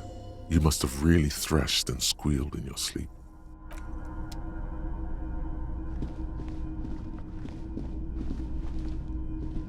An old cylindrical generator is nested above the ammo lift, with makeshift electrical wiring running out of its side and across the floor. The cables disappear into the wall to your right. The lieutenant puts his hand on the metal barrel, checking for warmth. It's cold now, but someone has been maintaining it. The wiring has been repaired. Downstairs, somewhere? Liquid carbon. I would imagine it takes mazout. The kind that's favored by vagrants and fuel thieves. It's been a long winter, long and cold. If anyone stayed here, they'd need a generator. A hollow ring, the canister is empty. Dust falls from the generator and down into the ammo lift. I don't know. I'm not a philosopher. Someone with basic electrical skills has restored it in order to keep the room warm. The wind outside picks up suddenly, with a faint howl. Inside, it's warm.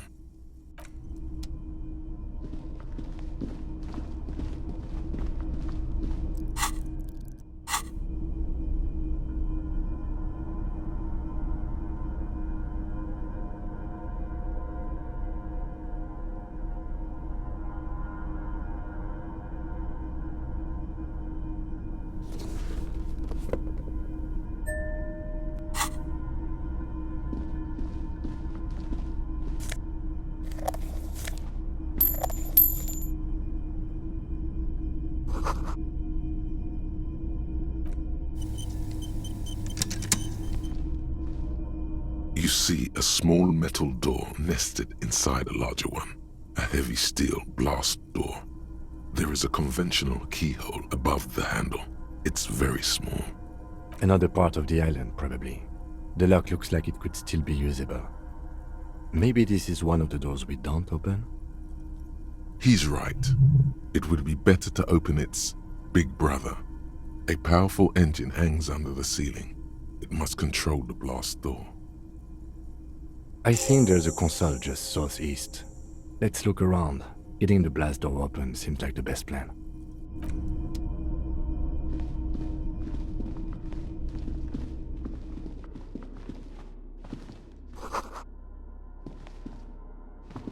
Green paint flecks off the monoblock aluminium cabinet. There are rows of switches on the front panel, a frequency band, and even a keyboard. The keys rattle like teeth. This keyboard hasn't been functional in decades. The console of an antique computation device. The generator upstairs, with wires coming out, they terminate here. Possibly. Urgence, ouvert, allumé, radio diffusé. It sounds like this device was used to control the electronics here. Maybe it still does. This device was used to control the electronics in the room. It could open doors, control lights, function as a radio computer. We need to restore power before using this, officer. The generator, it didn't look like there was fuel in it. We should look around outside. There are barrels all over. Maybe one of them still has something in it. The boat engine. The console looks on as you talk.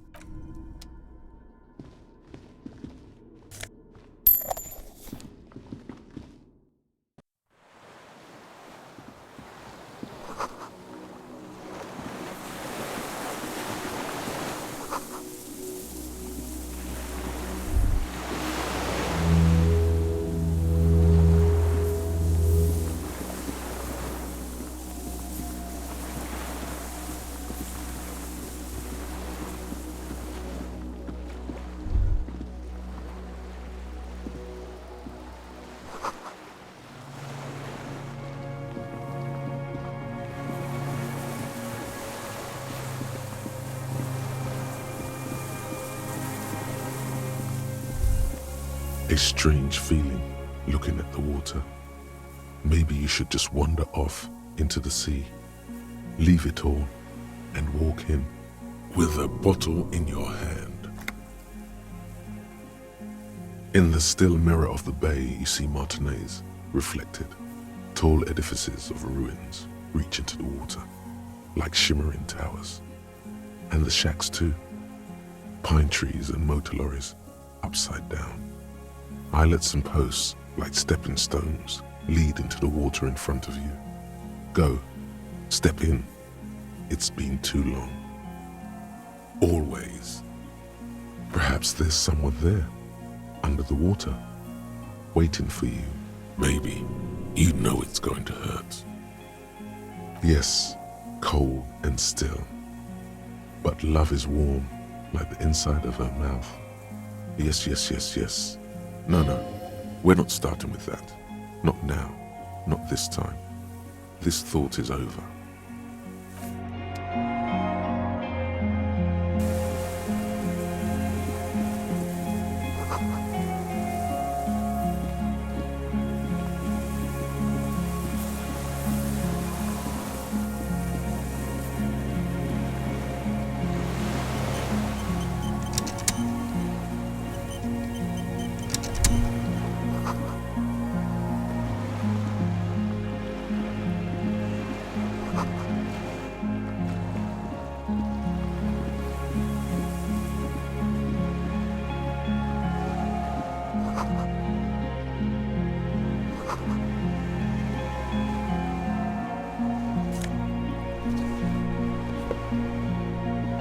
There's a rain-soaked mattress on a concrete slab, only half covered by the crumbling roof. At the head of it, double embrasures, firing slits like two eyes in the wall. B triple prime. This looks like a good place to shoot from. A single-person mattress, modern, civilian use. Brand name, Marjorie. There's a fuel stain on the cover. along with cigarette burns. A good place to hide. Cozy, relatively safe from the rain. There's a firing slit in the wall in front of you, like a little window. Quite old and grimy from years without cleaning by anything other than the rain. The springs screech as you lean on the mattress and crane your neck to look out. Trepidation, a tingling feeling in your stomach. A small piece of Martinez coastline opens up in the square in front of you, like a tiny landscape painting. 1 kilometer across the water, the ruins look familiar. A towering skyscraper, its top floors shaved off by artillery fire. Capeside apartments. Rue de Saint-Ghislain, 33A and 33B. The red chimney and collapsed back of the 4-story tenement in front of the whirling in rags. Rue de Saint-Ghislain, 10. The doomed commercial area. The box-shaped silhouette of the whirling in rags. Its sloped roof, a tiny fleck of light catches your eye on the rooftop, sunlight reflecting off the upstairs window of Clausia's room. What does that mean? Do you have line of sight to the window? I can see it, through the scope of a rifle. The shooter would be prone, lying on the mattress, barrel resting on the embrasure. I think we have it. The origin of the shot. This is the sniper's nest. In our defense, nothing pointed here. Many leads pointed elsewhere. He looks north, over the fortification, then at the mattress. He's conflicted for a second. There's guilt there. It takes him a moment to rationalize it away. Where? He does not answer, just nods. With his back hunched, he looks around once more and says, he feels uncomfortable suddenly. We should move now.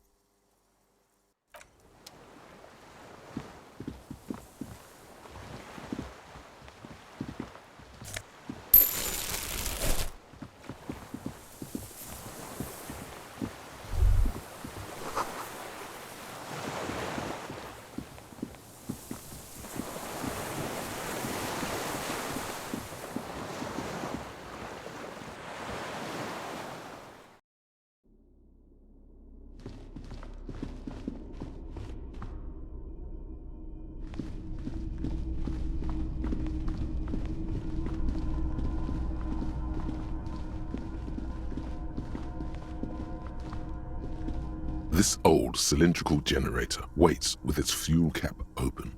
Makeshift electrical wiring runs out of its side and across the floor. The lieutenant assists you, holding the canister up to the fuel tank as you tilt. Dark brown, viscous fluid pours out, and the room fills with a chemical smell. There's a red starter switch on the side of the cylinder and a start rope on the other side. The recoil start wakes the old generator up. The machine sputters like an old warhorse before settling down to a rattle. That should do it.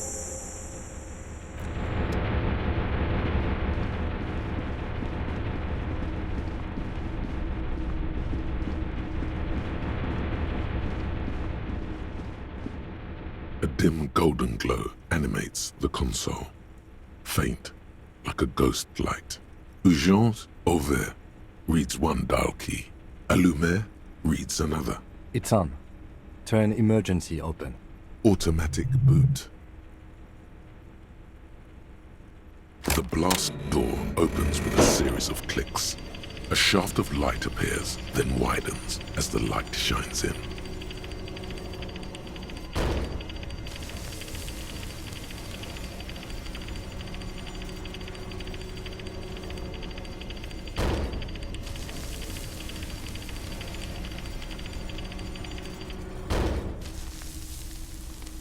A sudden wave of anxiety makes your skin crawl. After you.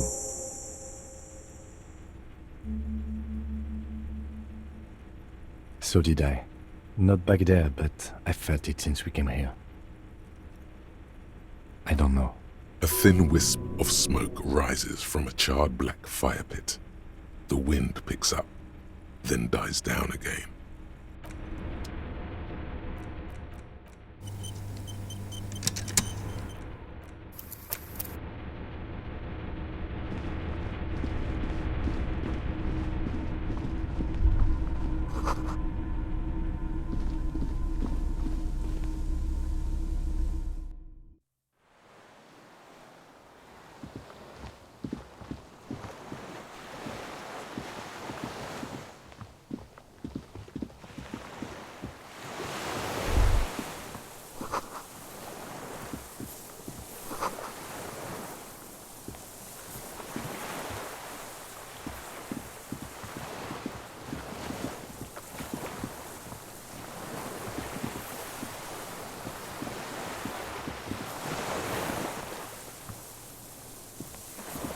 An old man wearing tracksuit trousers leans on the frame stock of his rifle.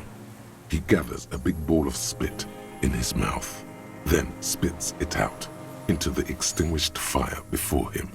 He raises his black eyes, hooded by creased eyelids, to meet yours. He's practically tearing up from spite.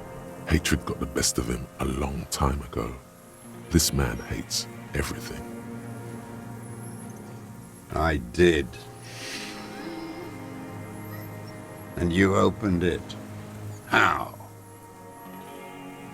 I should have burned that console down. Reactionary rock and roll music. Playing on the water. Told you we shouldn't play sad FM.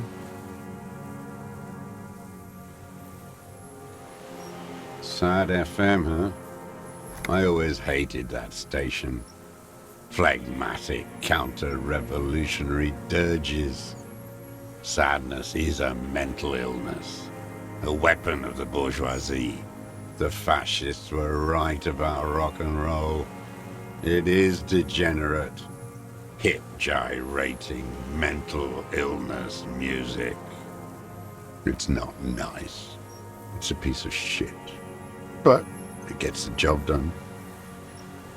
It's a 3-Angong 446. A Samuran rifle. How did you get hold of one? It was sent to us by our brothers in the Sinyao commune. Military aid. You heard me. It's good now, like chalk, white from the ball.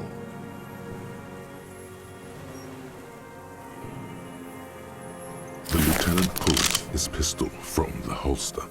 You are a glorified night watchman. This is a service rifle. I can only lay it down before an enemy commander of corresponding rank.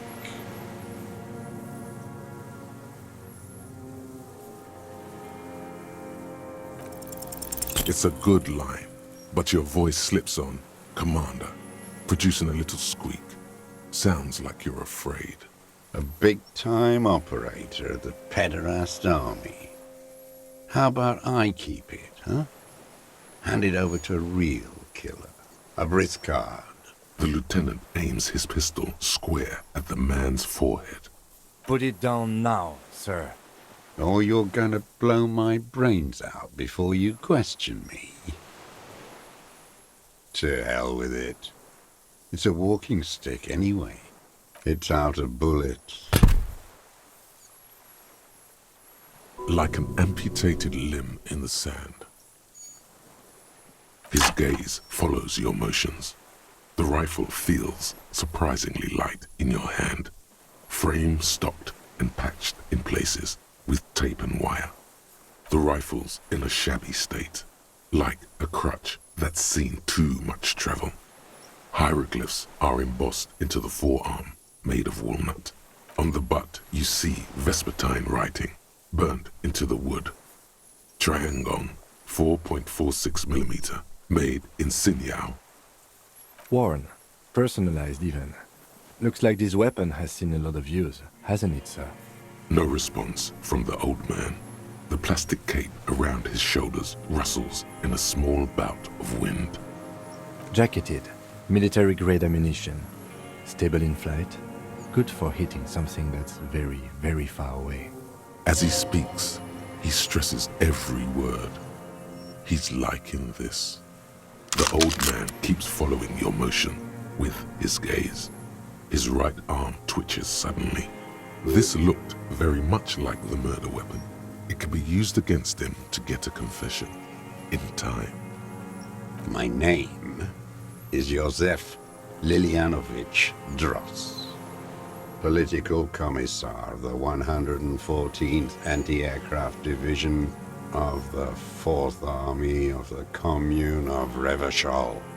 I am a deserter, a partisan, and a prisoner of war.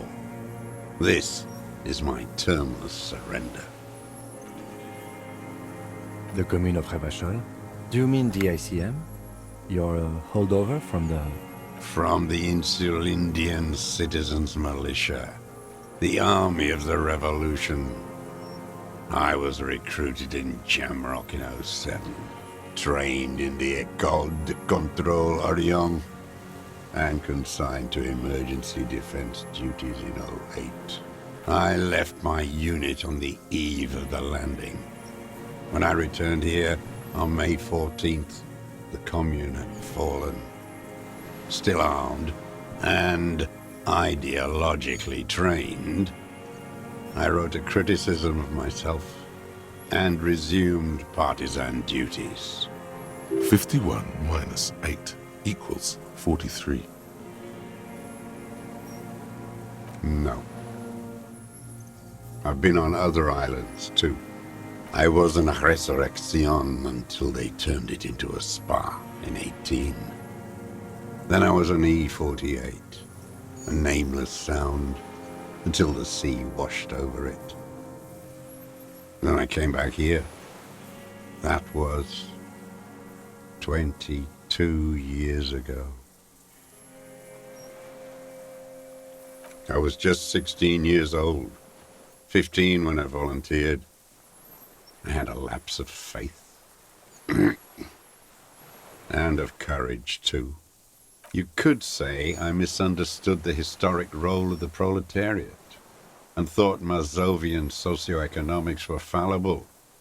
For a second, I doubted the irreducible laws of historic materialism.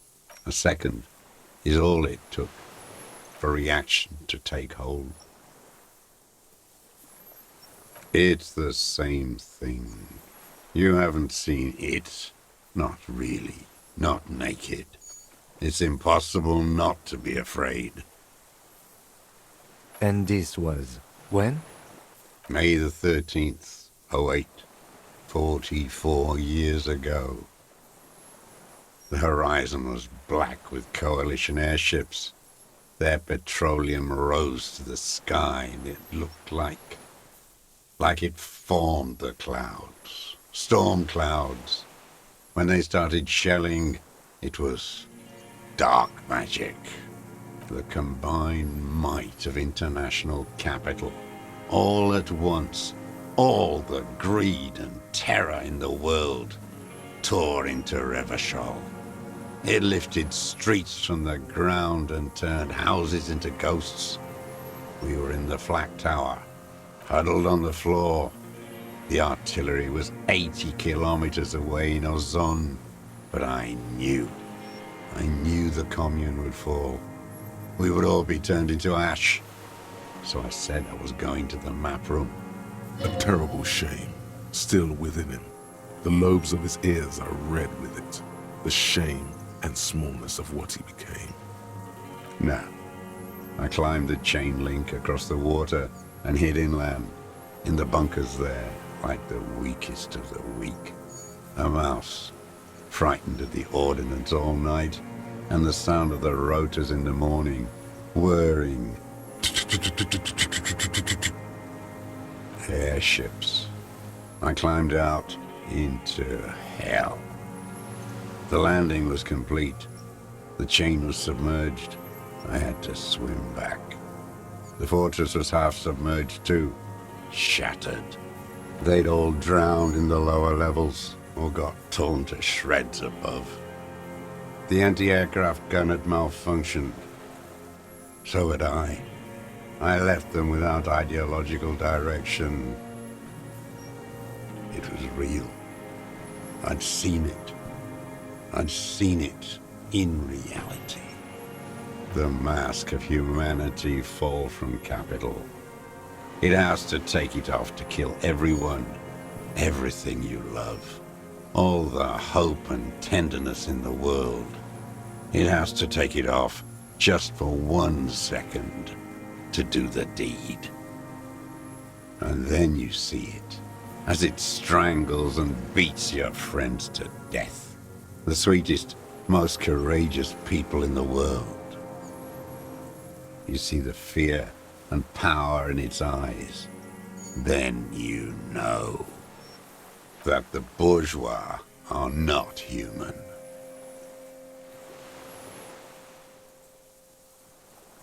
Now is not the time, Lieutenant Jeffreto. I had to. I had to fight it. I could not stop anymore. 43 years and 10 months. It's not how a human being should live. But I had to. I couldn't just forget. I couldn't just forget what I saw. He just couldn't. He nods.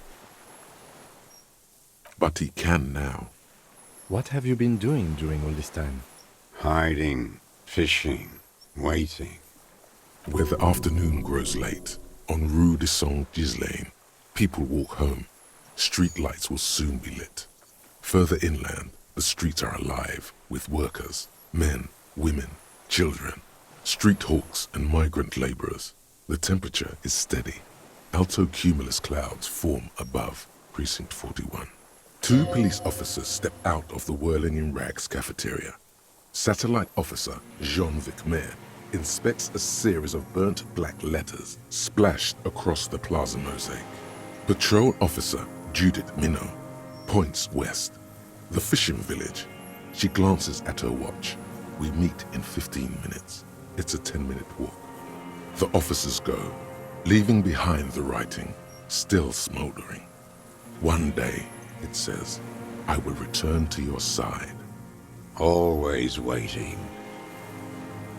For her to return. Her who? Girl child. Revolution.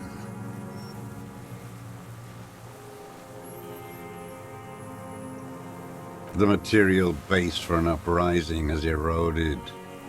The working class has betrayed mankind and themselves. The historic opportunity for a revolution has passed. It will not come back anymore, however hard I try, whatever I do. What has he done?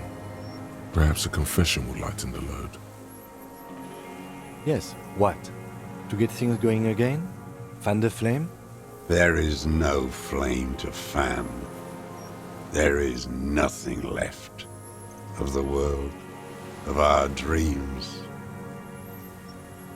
It's not an island, what?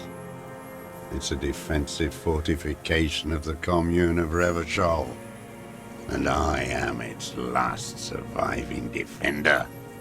The congenitally deformed King Philip II built it to restrict access to the Bay of Revachol.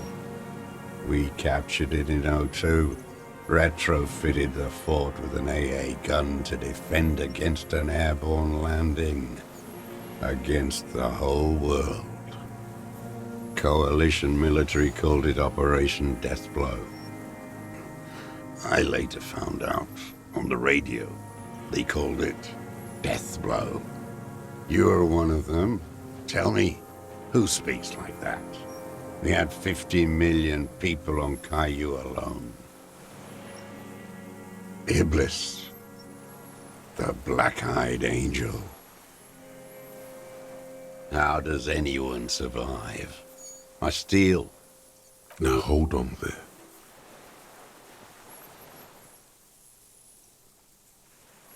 You're insane and grotesque. Everyone steals. Vegetables, supplies. It's the life of a dog. How is your health, Mr. Dross?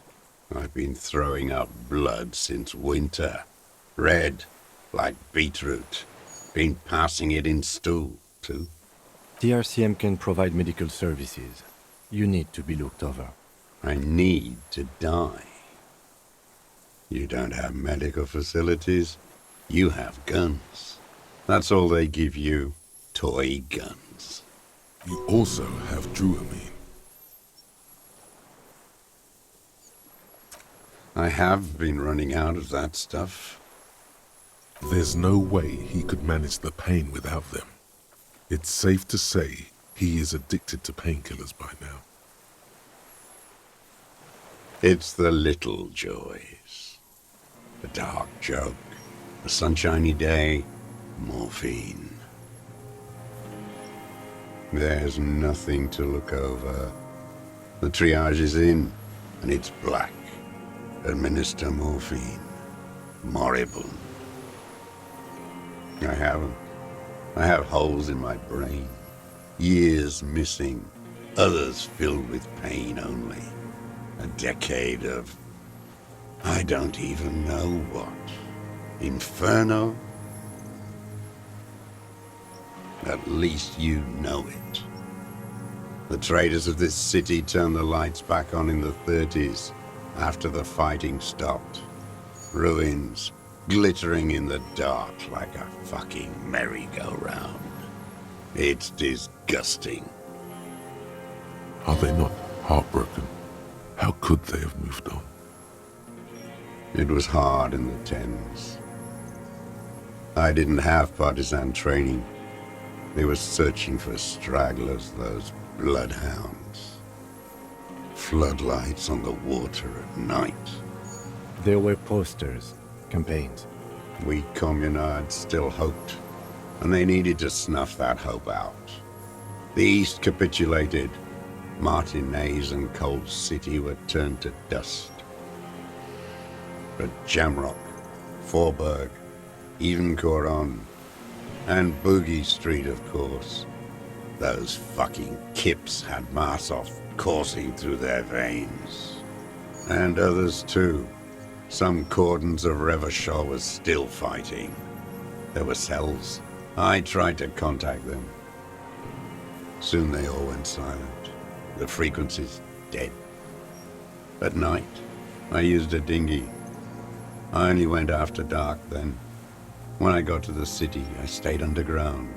Patrols, you lot, the commons too. They'd started snitching. In the city, you move underground? From bunker to bunker. Not anymore. No one cares now. I don't even have to hide. They think I'm another antisocial vagrant. I could walk straight into that town if I wanted. I just... So you finally found it. There must have been a small squadron's worth of arms in there. Belmer Graves, right? I know. So you've been there? Sleeping. Some nights, ammo scrounging on others. Those McGraves were shit, even before they corroded. Some had bullets in the chamber, however. I don't want to. They're all traitors. Pigs, rabbits, and dogs. Men without ideals are only animals. He does not want to see life moving on. People forgetting, drinking, laughing. The propaganda bunker. I used to, but not anymore. Propaganda bunker? They stored leaflets there. Broadcasting equipment, too. Made broadcasts, I think. Propaganda officers. I buried them with their leaflets. They killed themselves. 2 young boys. A lot of our boys did. I spent some winters there. Never liked it. Kept thinking of them. No need to go underground anymore. It's better in the ruins, on the ground. The old man looks across the water, at the city, the ruins, the motorways rising above it. You're with the RCM, the coalition-appointed mob that enforces bourgeois morals in Revachol. You're the RCM. You represent the Moralist International, the enemies of humanity who took this city. I represent their adversary, le Parti Communiste d'Insolande. Take me to them as a prisoner of war. I have relinquished my weapon. I can no longer serve. No superiors can relieve me of my duty. You bulldoze them all to a mass grave for trying to free humanity.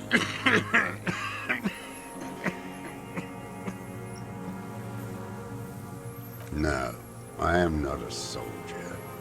I am an ideological officer. I belong to the party, not the army. Trained in historical materialism, then assigned as a political commissar by the party.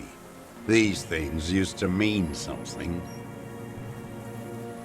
The old man does not answer. He tilts his silver head and looks at the reeds. You see a small tremor pass through his legs. His job was to assure the army answers to civilian control and follows the ideology of the Commune. Scientific communism. A commissaire politique is a knight philosopher of the revolution, a future human. He was like a cleric, a shepherd. No, the opposite of that. A future human, not a human of the past. He nods slowly, then another tremor.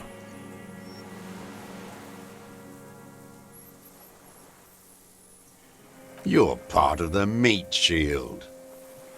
The human meat shield that surrounds the fascists and the license holders. You take the fire while they rape and kill. That's what you are. Detective, we have not come here to discuss ideology. We have come to ask questions regarding a murder investigation. The old man spits into the fire pit. He does not say anything more. A jitter passes his lower body. There's definitely something off with his body. Something more than just metabolism. There's nothing serious in this world. It's a farce. I've used it for killing people. Here we go. A trail of blood. The lieutenant smells it too. Killing people? It's a gun. That's what they're for. You want a moralist euphemism? Defending your family and your property. I haven't done that. I've used it to kill people. Interesting. During or after the war? There is no after the war. Class war is never over. So he's continued killing after hostilities ended. Okay. Go in straight. No euphemisms. He doesn't like those. No. Be careful now. Slow and steady does it. Make him repeat it first. Don't mess this up. Remember, he wants to tell you. Get personal. I don't want to tell you anything, you grotesque murderer. And why did you think that was a good idea? Don't listen to me. I'm wrong all the time. What did I just say? What did I just tell you? Don't drop the ball now. The who now? Oh yes, that one. Ugly piece of work, that boy. Did you kill him? I am a son of a welder and an officer of the commune of Revachol. I do not collaborate with murderers and pederasts of the liberal regime. Exhaust him with proof. Pile it all on him. Get a confession. The scent of blood in the air. But what else? There was something you can't remember. You're lost, Dwat. You're lost. I ain't going anywhere.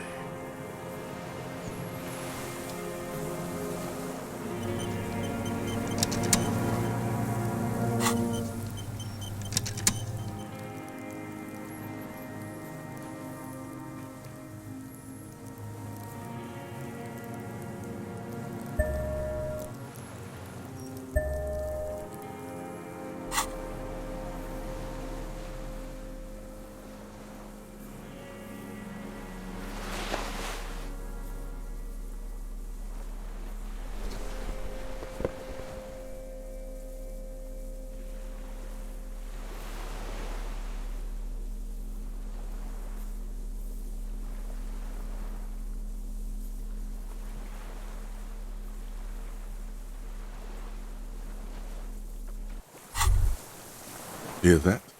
Magnesium. That's what you're lacking. The lack of magnesium has you slouched. The magnesium levels in your blood are dangerously low. It's about the low magnesium levels and not the high alcohol levels. Yeah, the other things. Long live the other things. Made you strong as an ox, they have. Yes, and it's critical. Look at yourself. You're practically devolving into a fish due to the lack of magnesium in your bloodstream. Maggot sideways? What are you talking about? You need to maggot up. You've probably had 2 heart attacks and a minor stroke already, and the only prescription is insane amounts of magnesium. 1 stroke? Don't be so modest. He's having one right now. Yes, if you want to live, you need to evolve. You need to transcend the carbon barrier. Go to the apothecary and buy insane amounts of magnesium. It will reverse the damage to your circulatory system. Just remember, it's not the alcohol. Buy more of that too. Alcohol is not the problem. And it's certainly not the dextroamphetamine, nor smoking for 40 years. It's the lack of magnesium and excess of coffee. You should stop drinking coffee. It wreaks havoc on your gastrointestinal system. Minions of capital.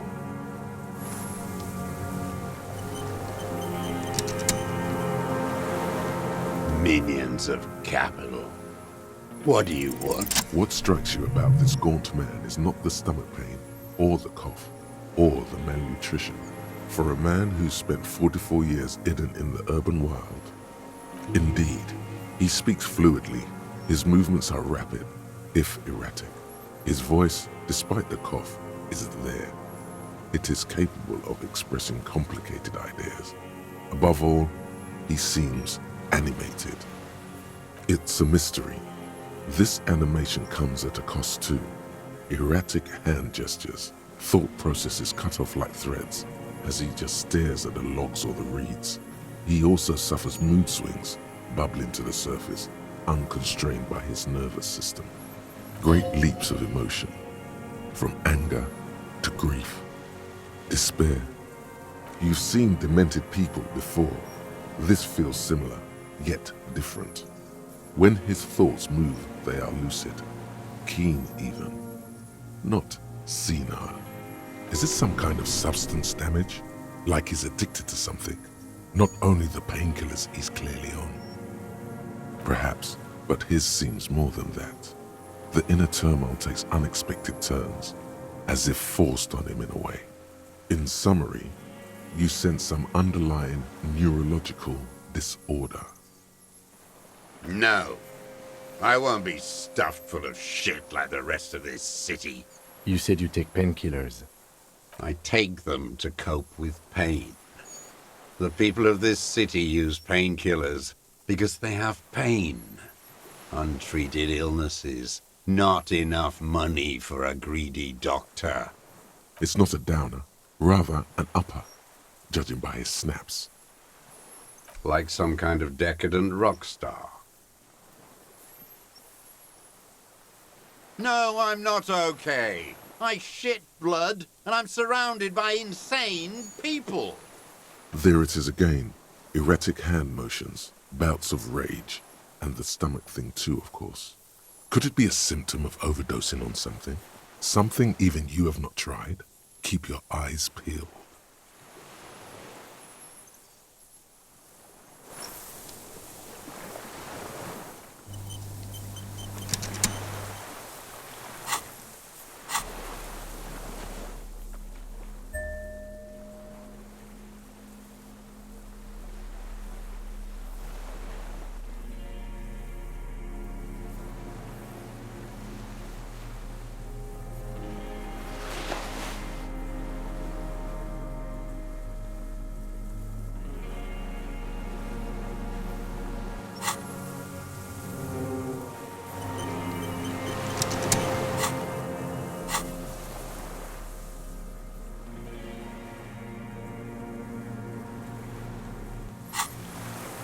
Minions of capital.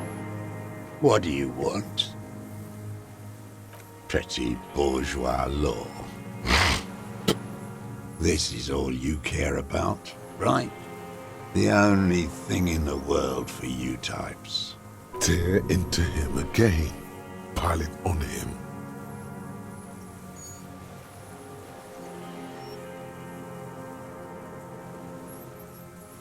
Wait, here it comes. The goddamn Maybells. The dried Maybells on Clausia's roof. There were Maybells in the grass when you got here, and Maybells on Clausia's balcony. Wait, don't forget the footprints. The diagonal prints in the dust in the secret space behind Clausia's bedroom. Now they're gonna come up. You got it. Remember, the boot prints were like no modern soul. Maybe don't beat yourself anymore, though. You're not immortal.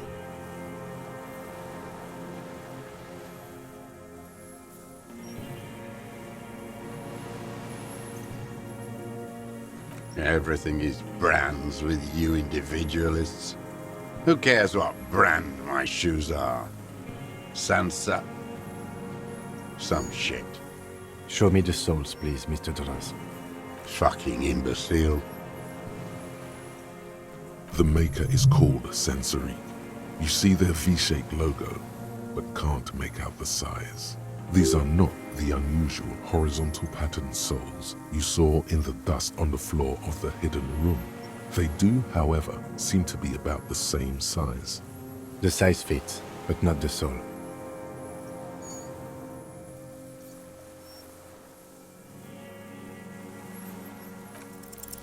Sire, he doesn't have to be wearing them right now. Racking those brains, are you? Desperate to report something back to your masters? They must have really loved that dead fuck. The lieutenant gives you a quick sideways glance and nods to acknowledge. The prints were his. You can see it in those eyes. He can't keep them from flickering, looking for something. The old man stares at his own prints in the ash around the fire. Silent suddenly, some strange process within him. A gush of wind. Seagulls in the distance. More. He's gonna crack. But you need a little more. Damn Maybells. The whole island is turning white with them. He seems tender suddenly. Nostalgic even. A strange mood swing. So many this year too. The spring is coming. No, it's already here. Wash the filth away. They blossom on the islets before. We fertilize them with our blood. Resurrection was snow white in May, before they ruined it. South, the Bay of Martinez is dotted with little freckles of islets, turning green, with white flowers in white snow. The coast, too, before they piled their containers on top of it, filled with broken, useless trash for fat-fingered bourgeois children to play with. You must get around a lot to stay undetected all these years. Do you know any secret paths? Pinball workshops? I may. Classier.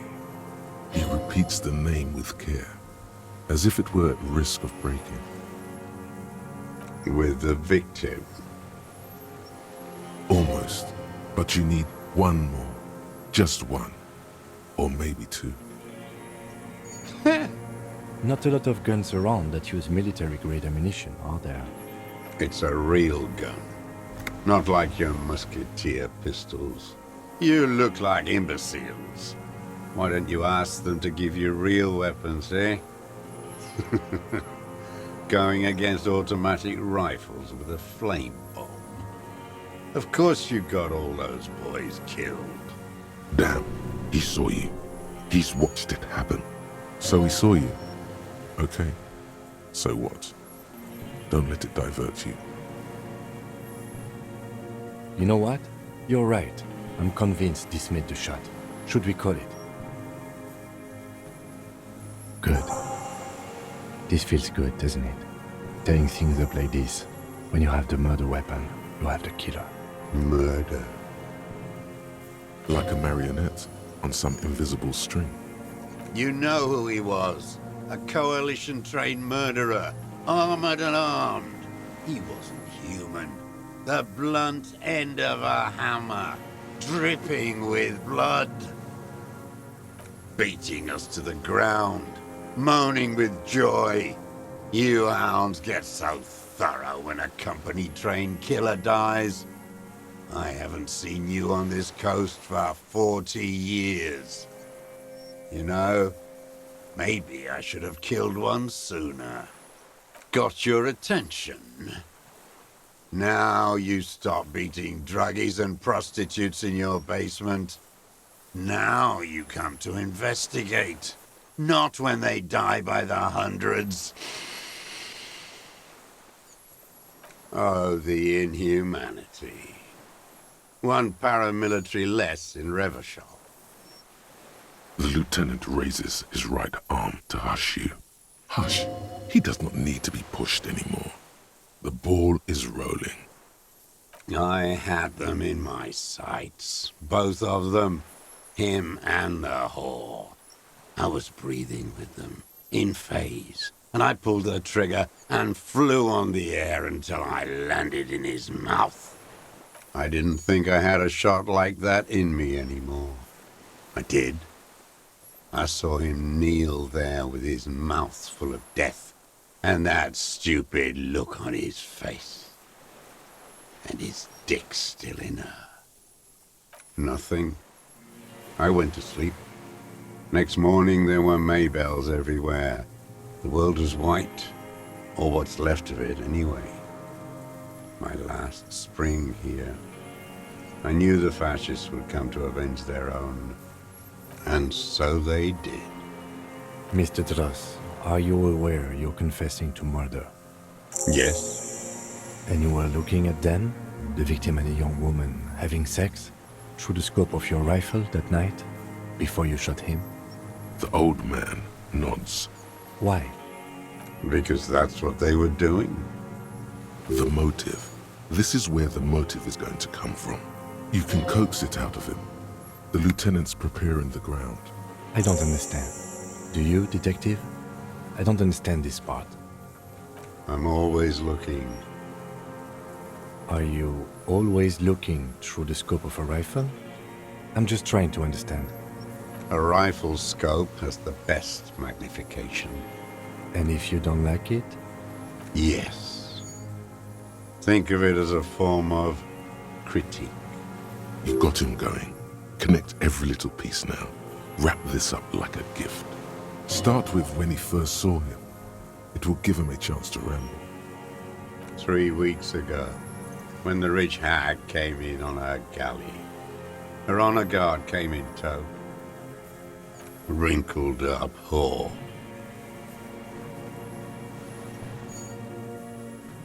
Lacks sexual morals are a bourgeois ploy. As to pederasty, the party legalized it in '04. My party, not your liberal masters. So don't you sermonize me, you racist shithole. It's still bourgeois when the bourgeois does it, fiddling with their sexual organs.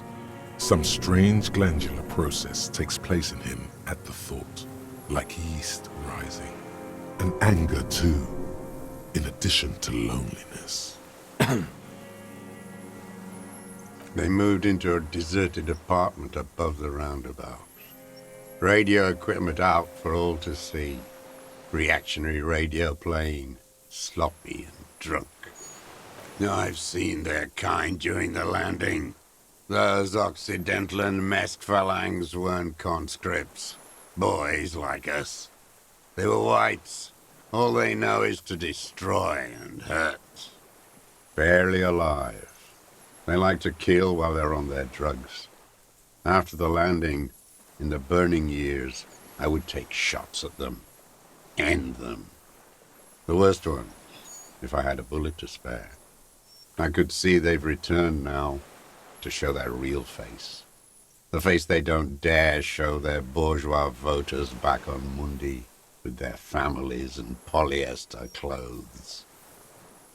Them fucking. I didn't like that. Jealousy is a reactionary concept.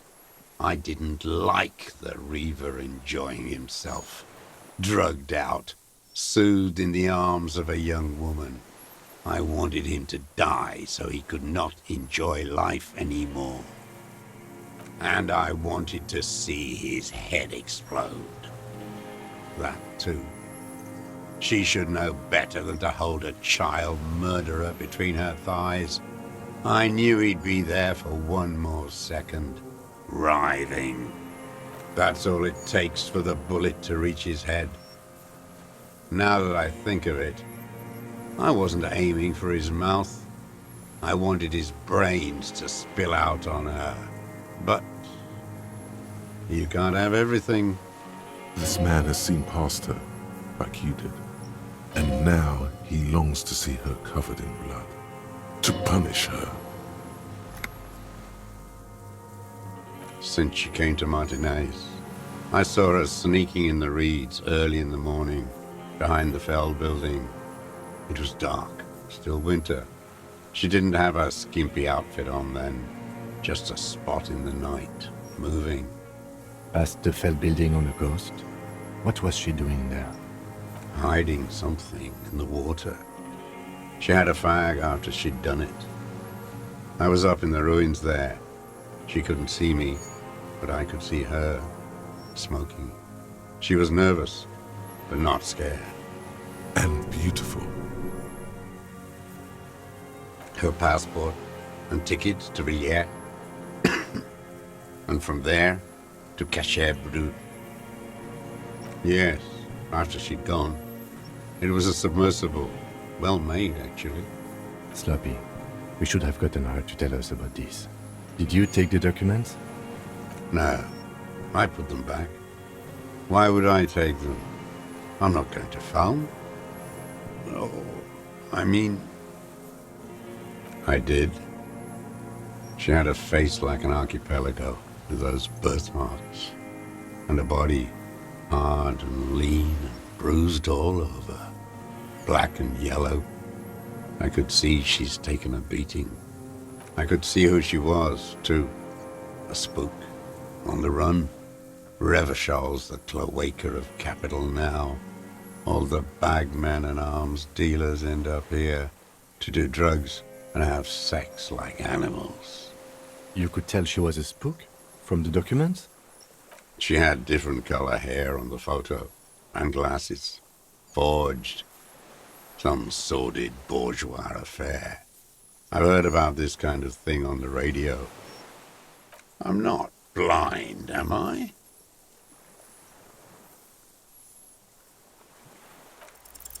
He must have climbed to the roof, maybe.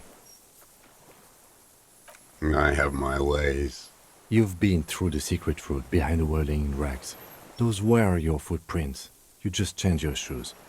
I've been through all of Martinez. Every nook and cranny. Thank God, the lieutenant is picking it up. But That Nook too? Yes, that too. The things they did in that little room. What she'd do to feel good. Funny the way light works. You turn it on inside, and it gets so dark out, you can't see a man looking in. I learned that in the 20s, when they were still hunting me. I've seen people do some shit, but... You hear the familiar scribble of the lieutenant's pen. A quick glance at you. One more loose end down. We're doing this, detective. How did you get in there? The hidden pinball workshop. I can just walk in there now after a good wash. I told you, they think I'm an antisocial. Closing hour is a good time. The kitchen's empty. You had to open the steel door in the kitchen? How? I got that open a long time ago. Some bourgeois game merchant lived there. I don't know, 15 years ago.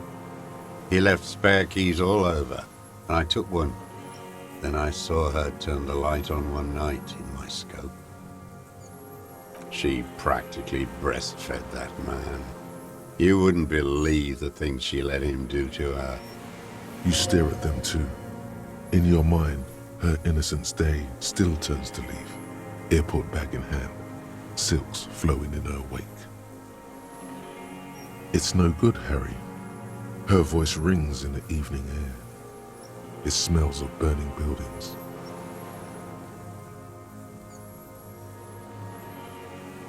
No one gives a shit what you think. You and your cronies kill 10 working-class men a day. I've heard the statistics on Channel 8. There's nothing to hold on to. Only this. It's not enough. Man needs to feel something else. In this fight, it helps if you have your eye on something there. It's weakness, I know. Yes, over the years. It's not unproletarian to feel something. No. I don't really know. I was there one night and she was crying, like a child, in the corner of her room on the floor, like she does sometimes. The day after I killed him. Yes, I don't know why I do the things I do anymore. It's as if something put the thought there to leave the flowers. What do you mean, put? A brief flash of terror. Maybe. I told you, I have holes in my brain now. I wouldn't just sit here waiting for you. A sudden pang of rage. If you came 10 years ago, I would have killed you. In the silence, the lieutenant draws a line in his notes, then nods at you once more. One more down. Her. The lieutenant nods at you in acknowledgement. That's it. Motive. We have it. Where is she, that Clasier? I haven't seen her there for days. Gone. I knew it. She kept staring into the scope this last week, at the island, like she knew. She'd look, at night, crying or smoking on the roof, staring right into me. It doesn't matter. Midtown, across the Bay of Revachol, the oceanic wind washes 40-story towers. Above them, Lausanne's Central Aerodrome, a cocoon suspended in the sky by a web of suspension wiring, encircled by hybrid aircraft. On the platform, a young woman is withdrawing from amphetamines, barbiturates, and alcohol. Yet still she smiles among the crowd, among the great ghosts of the city she's leaving, for another, far south, smaller, distant, hidden, not like the great chandelier she sees sparkle in the night below her. Streetlights, towers, tenements and water, and across it a dark strip of ruins, barely visible if she didn't squint her eyes. There, on a dilapidated jetty in a nameless village, 2 police officers and 1 special consultant look across a narrow strip of sea. The ruins of a seafort stick out of the water, built by Philippe II, reappropriated by the Commune, then lost in the landing. He's there, doing what exactly I don't know. Satellite Officer Vicmair points at the ruins. Behind that anti-aircraft something. That's why we can't see him. Special Consultant Heidelstam is optimistic. We'll see the boat when he comes. Let's go get a coffee until then. I know this interesting little place where, as the men go, Patrol Officer Minnow looks back over her shoulder at the crumbling fortification like a rotten tooth rising out of the water. Good luck, Harry, she thinks. You need something good for this. We could get more. We've got him talking. Who knows what he's seen and done over the years? You could get more out of him. He likes talking. Enough. Take him in. Bend his arms behind his back and end this. A tragic comedy. Druggies, prostitutes, and rentiers. Specifically, the whole city is a charnel house, stripped clean and draped in neon. But Martinez is the worst. Because of the racists, everyone is a racist in Martinez. It's their favorite thing to do in the whole world, listening to race-themed radio shows. In the ruins, in their lorries. Pumped full of steroids and Radio Revachol 92. Race this, race that. It's all sanctioned by that Social Democratic Union and the farce of a Social Democrat who runs it. Yes, the fly larva in his container. He let some nihilistic advertising yuppies erect a statue of Philippe III, a syphilitic murderer, on the town square, to spit on the working class. Not since the serfs of ancient Pericarnassus has history produced a more inert social class than the Martinez proletariat. The rest of Revachol at least pretends to rebuild. These people still live in ruins. Intense, like animals, like those boom-boom morons on the ice. A pity they didn't drown in that tent of theirs. The worst of them is the blood-drenched Sucrion on her yacht, licking her lips. The old whore's gone now. Her gun-toting porcelain men are dead. So, actually, no. The worst is that old cop parading around in his uniform, throwing balls all day. It's not enough that the racists and liberals are dancing on our graves. The old loyalist ghouls still parade the ruins too. Every morning he's there, while the parasites he fought to protect are off in Ozon, or Coyamoran, or some other island they built their palaces on, feeding on drugs and having sex with their own children. That's all the rich really want. Sex with their own children. Throughout history, even the royal bloodline of the suzerain, it's all just an excuse for them to have sordid sex. At least that old cunt Frisell is now dead. We did good when we pushed him under that horse car. If only, in the 30s, those disco whores. The disco whores are too much. Hatred shuts down his brain's language center, leaving only a nonsensical sputter. Ask about that cock on parade too. Make sure you get everything here. Whores.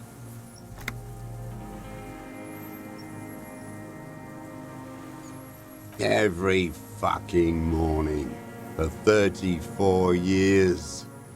throwing that ball. One ball against the other. I've always loathed that game. That is not a working class game. I don't care what they say on Radio June. Royalist ghouls play it like it was life itself. Click, clack across the water each day. And that uniform, like a parrot plumage. I won't even mention that he's a traitor to his race. A petank maniac race traitor. I remember him. I remember him from La Noce. Not him personally, his make and model. There were tens of thousands of them. I thought we took them all out before the Liberals came to their rescue. We missed one. That one. Fat and plump, like a pheasant, just begging to be popped off. Please, Mr. Dross, shoot me. He whispers with such predatory hunger, it borders on longing. Not yet. I like to look at him strut around, place the crosshair on his medals, right on his face, and just fiddle the trigger. Think about it. Let the bomb melt in my mouth. Save the treat for later? He is a juicy bonbon, that one. A real treat for the black day, the blackest. When I put that gun in my own mouth, I think, no, don't waste it. Put this lead in that cock, René. For the boys he killed. And then I look at him throw those balls, and I suddenly feel better. I even hid one bullet, so I'd always have one for him. Haven't seen him around lately, strutting around. Must be down with arthritis. I hope it hurts like hell. I hope he sweats blood. Hearing it may destabilize him. You sure you've gotten everything from him? Yes, of course. Must be past your kidney stone. I hope it's excruciating. At least it keeps him from throwing his balls. He seems relieved. Could he have been worried for him? He reminds him of himself. The same hatred. The same. You try to think of another thing, but no. It's just the hatred. They are veterans of the same war. Somewhere west in Coal City, his enemy is lying in a dark room on a metal slider. In L'Auxerre Municipal, like he will too. Soon. Half of the war between these men is over. With an agitated gait, Satellite Officer Jean-Héron Vichmer paces the jetty. 22 kilometers east in Martinez. What could he possibly be doing there for so long, he says. Police work? Patrol Officer Judith Minot replies, with a tinge of hope in her voice. Tinge of warmth, too, against the cold air rising from the water. Another hideous disappointment. Unions are the real enemy. The true enemy of the proletariat. Placating the masses. That deformed toad? I wouldn't expect him to wipe his own ass. I mean, the brains of the operation. The smart one. That mobster toad couldn't run a shithouse. He has no political education. His twin, Edgar Clare, that one's been to one of those East Revachol universities. He talks a big game about uprising and alienation and so on. He's been sweet-talked by this Edgar. They must have met in person for such animosity to have developed. You can't live alone. The Clares wouldn't miss a man hidden in their own backyard. Not all this time. Nothing happens in Martinez without them knowing. Of course. Maybe the Clares asked him to. Don't go straight for the kill. Exhaust everything else first. Soften him up. I haven't approached anyone. I hid. It was Edgar who came to me. How did he know you were here? He didn't just stumble in like an oaf. He figured it out. Some kids told him about a monster on the island. I told you, he has brains. Stepped right off the boat and walked down where you came. I even kept the door open for him. Thought he was a man of the left, wouldn't rat me out. I was right about one of those things. 20 years ago, neither of them could walk now, could they? They were less fat then. That's around the time the Clares came to power. Edgar did the talking. Paid his respects like I were a fossil in a uniform. Offered platitudes about the struggle. Flaunted his pink degree. Even quoted Marzoff. Never trust a social democrat who quotes Marzoff. Oh, and charity too. They love their charity. Offered me blankets and social housing. I still have the gas cooker he brought. Let me be here. The ZOC is an unlawful successor of the commune of Revachol. We took this fortification from the Loyalists. Even the Clares understand this. You know why I killed that fucker, Dwat. As to Edgar, I'm not doing anything for that swine again. Again? What have you done for Edgar before? Tried teaching him some Marzovian socioeconomics. They didn't stick. We parted ways. Oh no, the connection doesn't come to you on such a pivotal moment. Dumbo, do something. You can't zone out now. This isn't Doodaloo dance time. Slap yourself in the head again. Jumpstart it. Officer, Mr. Dross, about this deal you made with Edgar. The death of the colonel mercenary was only coincidentally beneficial to the Clares. But what about the other people you've killed for them? Other people? Like the previous 4 women of the Union. That's it. That's what you weren't connecting yourself. I didn't fight 40 years to end up an informant for the international regime. What happened, happened. You are the law. He must divulge the information. Look who's up. From the drunken stupor. This one's worse for wear than me. And so emotional. Life is hard for us human beings in deregulation hell, isn't it? We will have plenty of time to talk about this later, Mr. Dross. When you're in pre-detention. It can take years in pre-detention. Go ahead. I've been in solitary confinement my whole life.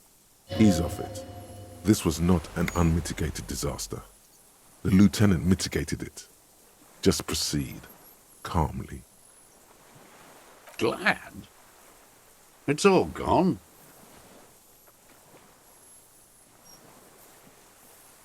His lip curls. Yes, where is he?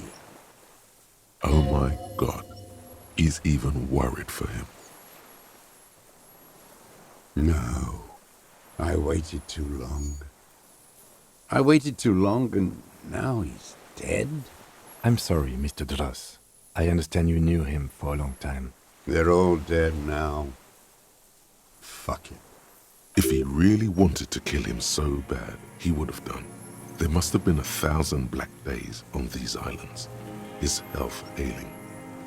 And I blew them all. What does it matter now? He's gone. Ancient dust. He reminded him of himself. The same hatred.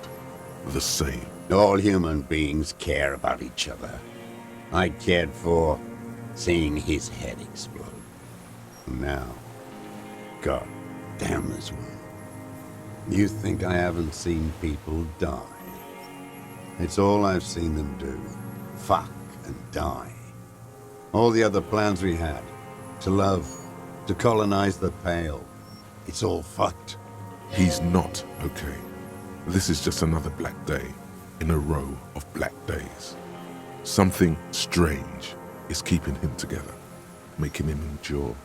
Glad we talked about what? What? But you said I would be taken to the...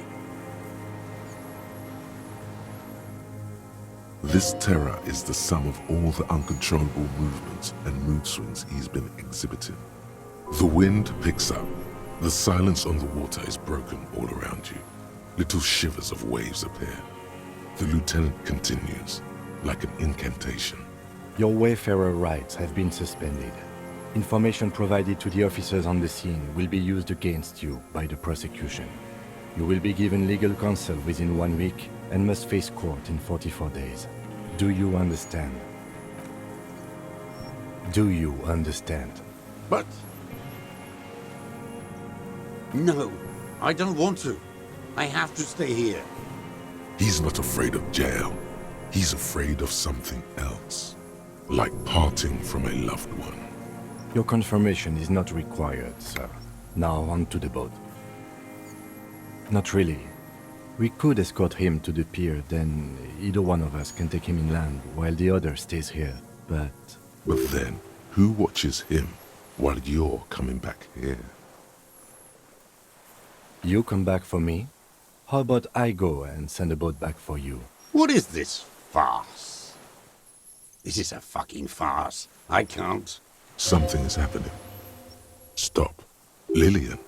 You could ask her, maybe.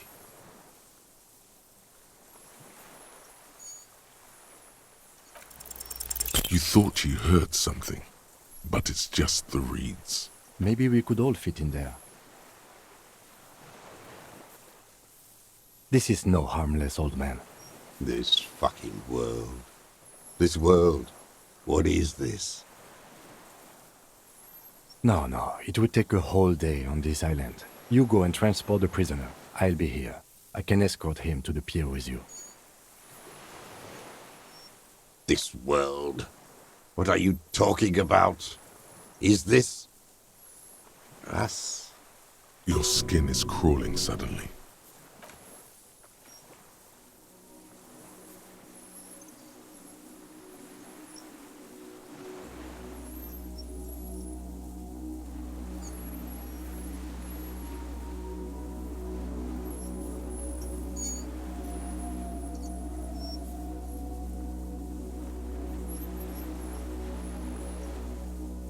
A delicate tangle of arms and legs unfolds from the reeds, limb by limb, to then just stand there, moving its scythe-like arms in ghostly silence. It's still there, an unfolding mechanism of reed-like chitin, hovering in place. What are you talking about? There's nothing there. The stick insect is over 3 meters tall. It looks straight at you with its tiny pinprick eyes and its grotesquely small head. You feel your legs shaking under you and your gun hand move to your holster, but you don't have a gun. Tell me what you see, damn it. I can't... I can see it. 4 simple words, thank God. If you can see, then you're not insane. But that means it's really there, spinning slowly, in absolute silence, its limbs long and slender. Be very, very careful.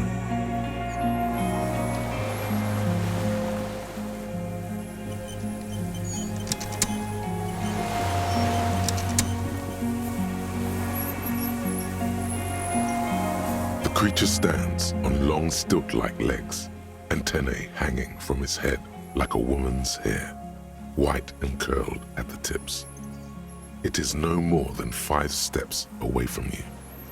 The segmented antennae move with apprehension, searching for something that's not there. Reed-like tufts stick out of its joints. As the insect moves its forearms, it produces a faint hiss, like a reel-to-reel machine spinning after the tape breaks.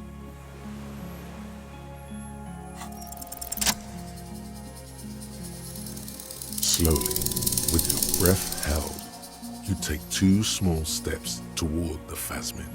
The creature lets out a series of ultrasonic clicks that swarm around your head like swallows.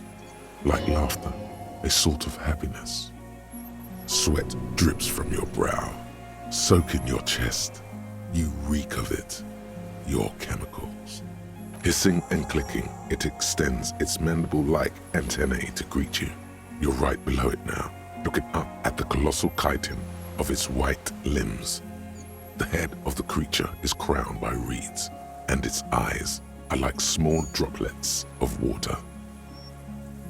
Okay. There is no change in the insect's motion while it's being aimed by the camera. It remains fixated on you. In 3.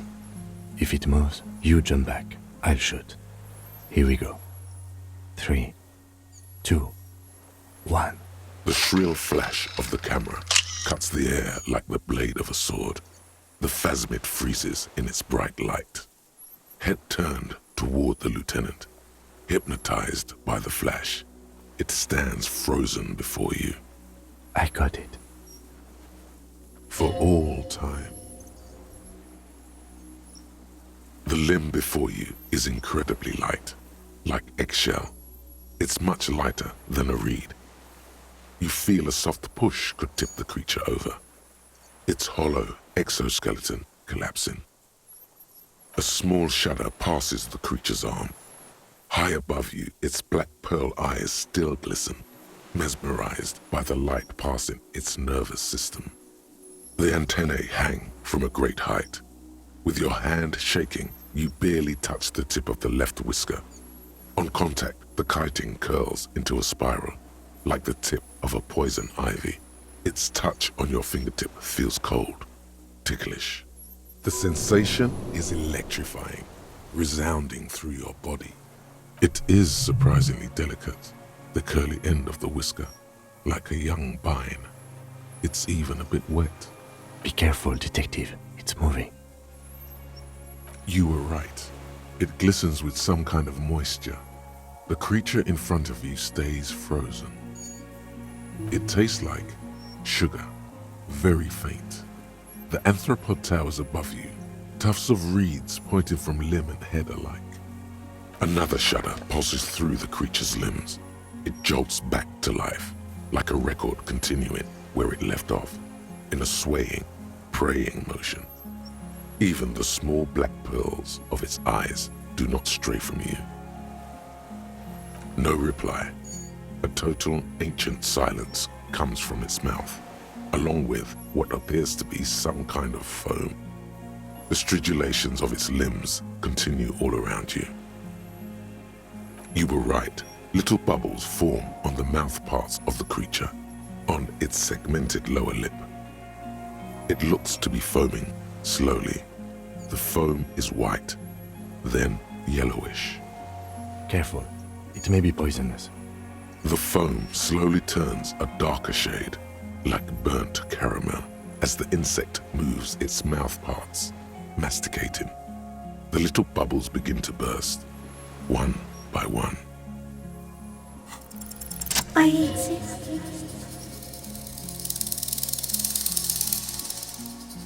Tell me what it's like for you.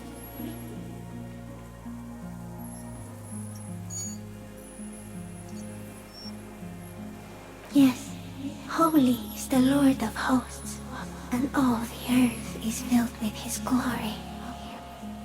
Now, I will tell you what it's like for me. For me, it is a series of half-lit images, a kind of darkness, being intruded upon, transient, dim, moist, shapes of plants and animals, and internal sensations, a swarm of sounds, tiny vibrations on the inside of my forearms, all speak of complexities totally beyond my understanding. I am at the end of a narrow funnel, weightless, so light, it only feels like something to be me. In truth, perhaps I'm nothing. I certainly do not have a soul, and if I did, it would never ache. Few of us can begin to imagine the horror of you, with all of creation reflected in your forebrain. It must be like the highest of hells, a kaleidoscope of fire and writhing glass. Eternal damnation. Even when you're sleeping, and when you wake, you carry it around on your neck, with eyes open that cannot help but swallow more behind the mirror. I feel great, mute empathy for you. That must be incredibly hard. The Arthropods are in silent and meaningless awe of you.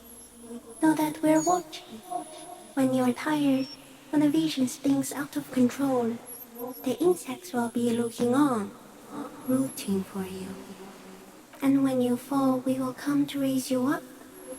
Bud from you, banner-like, blossom from you and carry you apart in a sky funeral, in honor of your passing. But not me, because I'm just a leaf eater. In honor of your will, Lieutenant Euphrater, that you kept from falling apart in the face of sheer terror, day after day, second by second.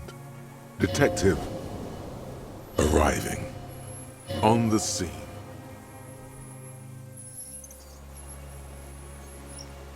So am I. I was born to detect sucrose rewards and semiochemicals. What were you born to detect? He's in a bad state, deteriorating fast now. He thinks I am beneficial to him, but I am not. I only quicken his deterioration. Very slowly, and only because he won't go away. It is meant to keep them from noticing me, to interfere with the pictures in their heads. But he has looked at me for too long, and I am destroying him. No, you are awake. I am real. Light is forming me. This is real. Not even the birds know that. Not even the water lily. I think we should eat it. If it's a leaf, you can put it in your mouth. Or read. Yum yum. I am an unknown species of the order Phantasmadia, endemic to the Insulandian Insula. For the last 350 years, I have hidden in plain sight, masquerading as the reeds, molting, cloning myself, unfolding at night to play with trash bins and boys. It may have unknown, dangerous biochemical characteristics that help it maintain its camouflage. And went unnoticed by the first settlers and the land surveyors of the suzerain.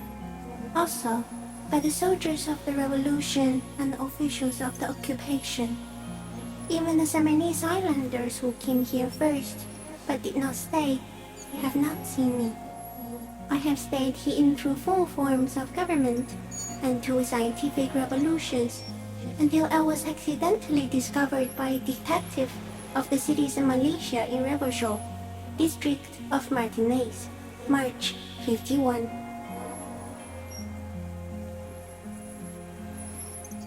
Yes, I do not have a starter display, so I use a neurodegenerative element to aid in camouflage. Do not worry. It is only destructive over long periods of time. The deserter. He's been here for a long time. No. You are the miracle. The moral of our encounter is, I am a relatively medium life form, while you are extreme, all-engulfing madness. A volatile simian nervous system, ominously new to the planet. The Pale too came with you. No one remembers it before you. The Nidarians do not. The radially symmetrics do not. There is an almost unanimous agreement between the birds and the plants that you are going to destroy us all. It is a nervous shadow cast into the world by you, eating away at reality. A great, unnatural territory. Its advent coincides with the arrival of the human mind. You're a violent and irrepressible miracle. The vacuum of cosmos and the stars burning in it are afraid of you. Give me enough time, you will wipe us all out and replace us with nothing. Just by accident. We suspect it will be something like the oxygen holocaust that wiped out anaerobic life 2.6 billion years ago, when organisms first started breathing. Only much worse. Everything your eyes touch goes back there, behind the nose mirror.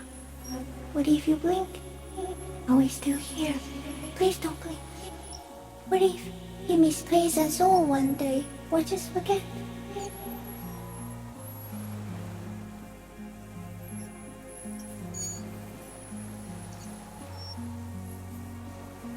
Please be. Or one day, one of you will close your eyes and sigh, and open them to see that none of this ever existed. It doesn't look like that, no. You're just staring at it.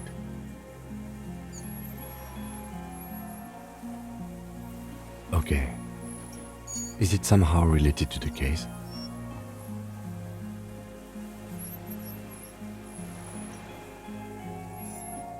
I think you should back away from the unstudied species now. No, there is one more.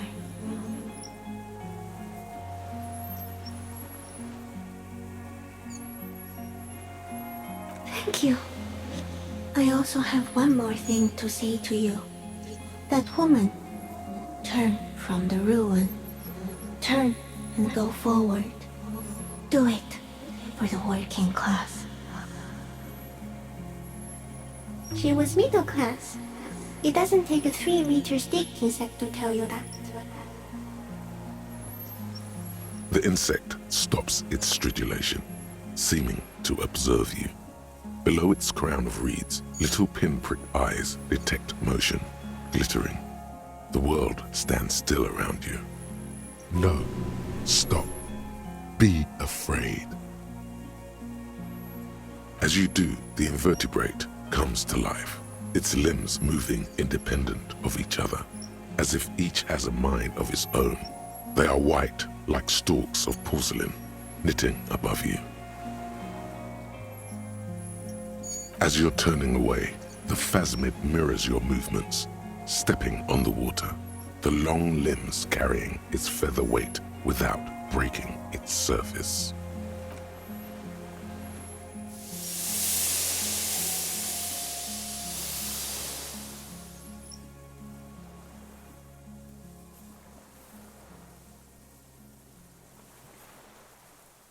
And just like that, it's gone, skating away across the sea's calm mirror like a skipping stone, leaving nothing but circles on the water. And something under it, in the place it stood, bobbing there, among the reeds, a collection of items. It's gone.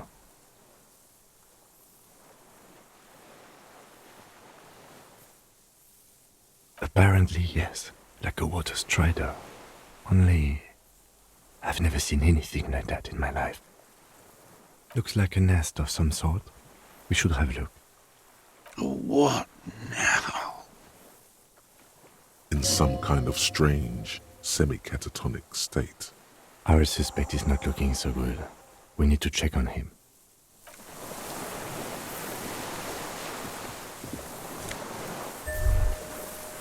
Brother, you've managed to collect all the armor pieces. Too bad it's too late for the big showdown. It would have looked very impressive. Still, you found it all. Now your mortal coil is completely protected. Few cops are this futuristic.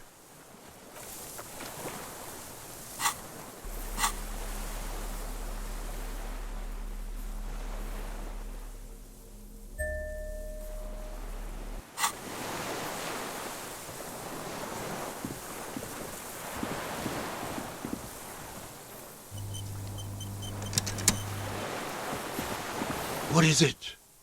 What do you want from me? I can't go. See. Mr. Dras? The man does not respond. He keeps staring, black eyes glazed over and bulging from their sockets, his gap-toothed mouth shaking with fear and longing, like an addict of some terrible substance. A light shiver passes him, followed by nothing. His hands are trembling, and he breathes slowly. He's going into some kind of psychomotor immobility. The good news is, this solves our transportation problem, doesn't it, Mr. Dras? The trembling mouth appears to sigh. Between this and the broken tire he's used for a boat, I think it's safe to leave him here, while we go and get help. It will need to be medical first, I'm afraid. Old age and shock. Yes, the arrest and the appearance of the phasmid, the combined stress. But you think it's something more than that, don't you? There's much more. Remember what it said when it spoke. That could be part of the shock. But you're right, something is off here. Mr. Dras. No response. Then how did we see it?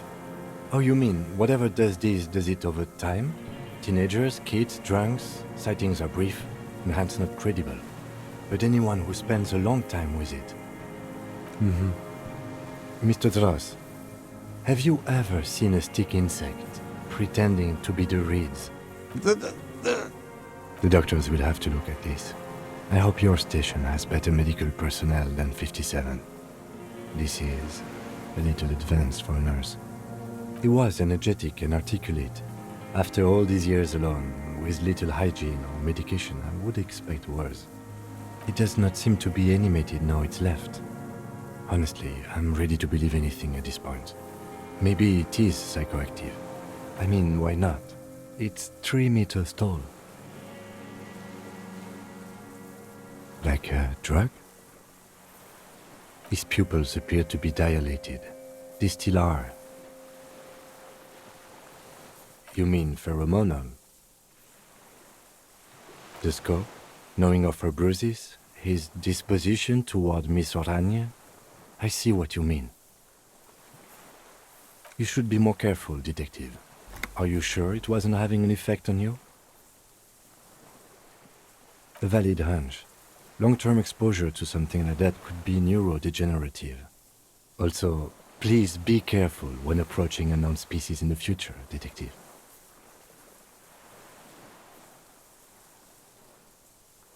He did seem distressed when it finally came to arresting him, like he didn't want to leave this place, and the insect maybe. I have absolutely forgotten to take notes. I hope I remember all of this. This will be one hell of a report. Thank God we have the photo. He stares into the reeds. Your words don't stir anything in him. Perhaps nothing. Just dull staring.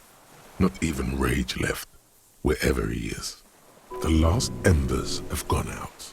The war is over.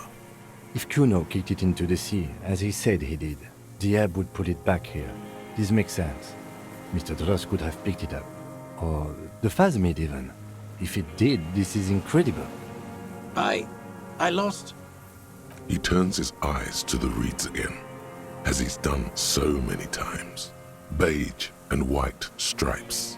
He lost the scope. Then it somehow made its way over there, with the help of a magpie phasmid. This sight is a T9, Mr. Dras. Was it attached to the rifle when you made the shot? Silence. Not even a sigh. You've gotten all you will out of this poor being. The plastic cape flaps around his face in a gust of wind. His back is slouched and his mouth open. The strength has all gone out of him. Just frail old bones in a sack of tracksuit trousers and a windbreaker.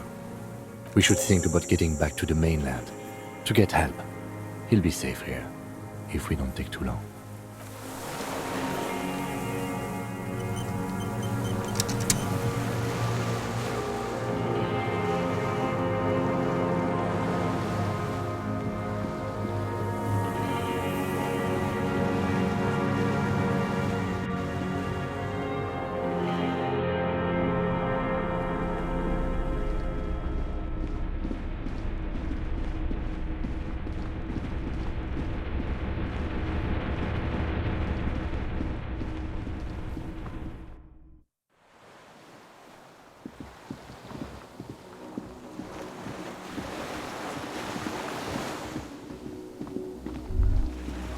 The chain trails off into the ocean, connecting the island to the supply depot on the coast.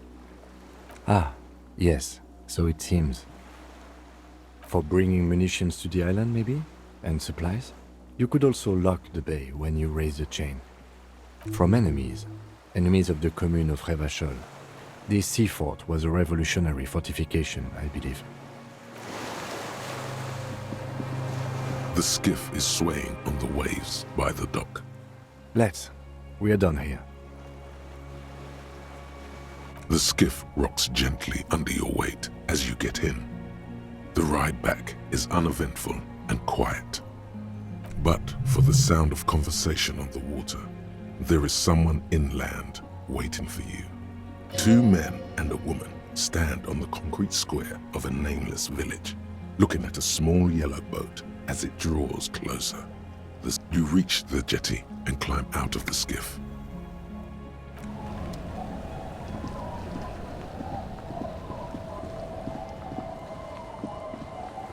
Look what the tide brought in. I want to call you a teapot, but I'm honestly kind of impressed. No idea where you got all that gear, but there's no doubt in my mind that some bad people are looking for it. Also, you look like a fucking idiot.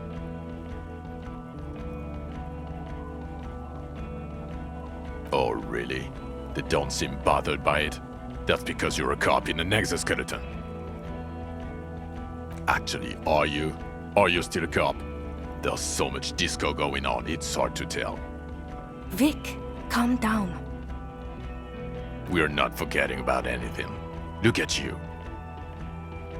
Hello, I'm Trent Heilerstam. I believe we've met on several occasions. I'm your goddamn partner, Jean Vicomar, and this is your special task force. Or what's left of it. Special Consultant Trent Heilerstam, Patrol Officer Judith Minot. Hi. We've come to scrape what's left of you off the pavement. Lieutenant Kim Kisuragi, Prison 57. We've just come from the island, where our investigation led us. We might need your help with something later. As if he recalled that he's in fact a decorated police lieutenant and not a naughty boy. But this is clearly a departmental matter, so I'm going to leave you to discuss it among yourselves. It's good to meet you, Lieutenant Kitsuhagi. Ari, we want to help you. Trent, I believe this is where you come in? I don't quite know what I'm doing here. I was asked to participate as an expert. I think I need to manage your expectations a little. I'm at best an enthusiast in cognitive science. My background is in something else entirely. I engage in neurology on a merely theoretical level. In fact, I should probably get going. No, Trent, it's too late. You're part of this shit now. What have you got to say for yourself, shit kid? What does he have to say for himself? He left you to catch the bullets. The cafeteria manager you fucked over told us where you went. Shit, kid. He didn't betray you. He just told us the direction you went in. Who's Sylvie? Super. Whore. Foreigners. Hatred. And people on the street helped us too. You're a legend among the drunks, Harry. A legendary local drunk. Yes, I was spying on you. I was in the bar, wearing away against stupid sunglasses.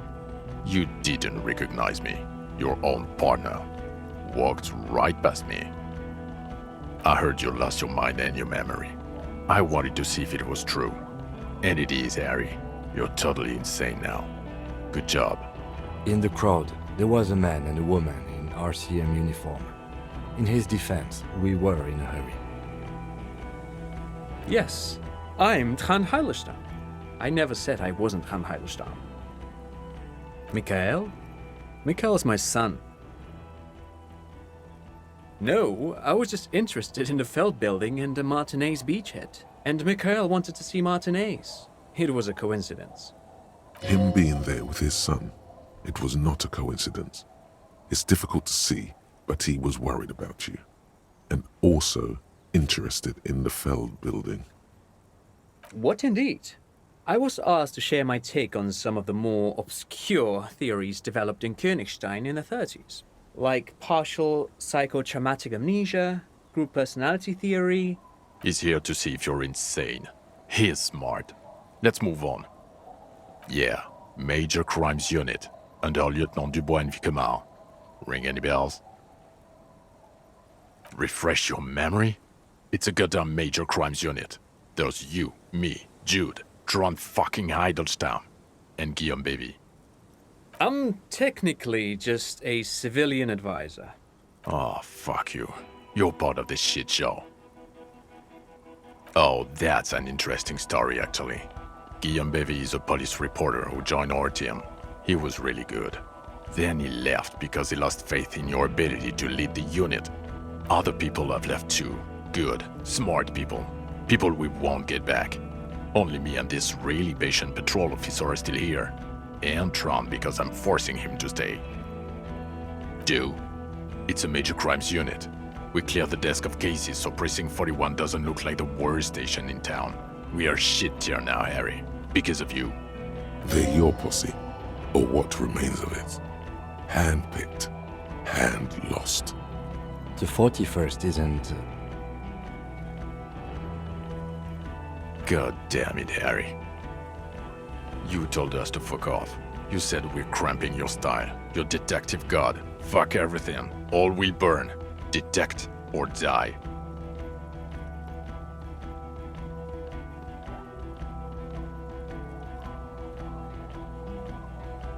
It wasn't like that. Fuck you, Harry. We didn't know there was gonna be a tribunal, did we?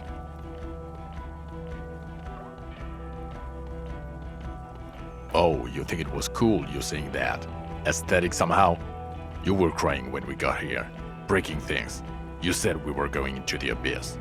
None of us wanted to see the abyss. So we fucked off. Like you told us to. The bells aren't ringing because you have brain damage. Trant, this is where you come in. How bad is it? Well, he doesn't have visible tremors, he talks without slurring, he can drive a boat, he's standing, reasoning. All good signs, but complete retrograde amnesia, episodic and semantic.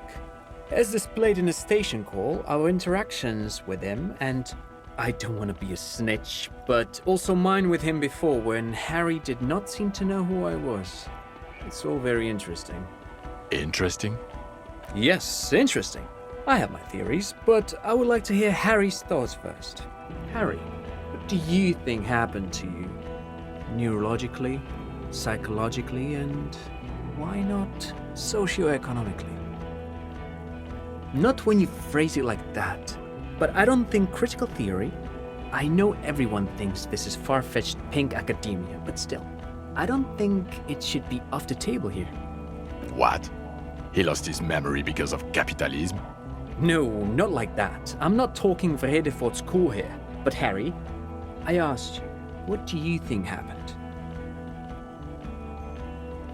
Corresponding to the 20 centimeter hole in your brain. Sure. This theory has great symmetry. I see how it folds into itself neatly. Precisely, Satellite Officer Vicmere. It's Martinez. Yes, anomaly. Look, I get it. In your delirium, you came up with an anthroponetic explanation for why you're such an insane drunk. And I understand. I've been there. Perhaps it's not because he's a petulant teenager in a 40-year-old man's body. Perhaps it's pale-related. Perhaps it's extra-physical. Or perhaps it can be cured with mesmerism. But then I think, no, that's unlikely. He's probably just an asshole. A drunk asshole who pretends to have amnesia to get out of shit. But Detective Vicmere, he has blanked out before. Yes, a couple of times. After some of the more serious benders. One was after the two drunks case, the other when we looked into that mural.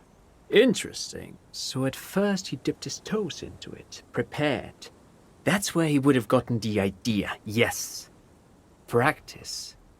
And then he used alcohol to get there, so to speak. What do you mean? Well, here's my theory. What if this is an absolutely normal reaction to the world we're living in?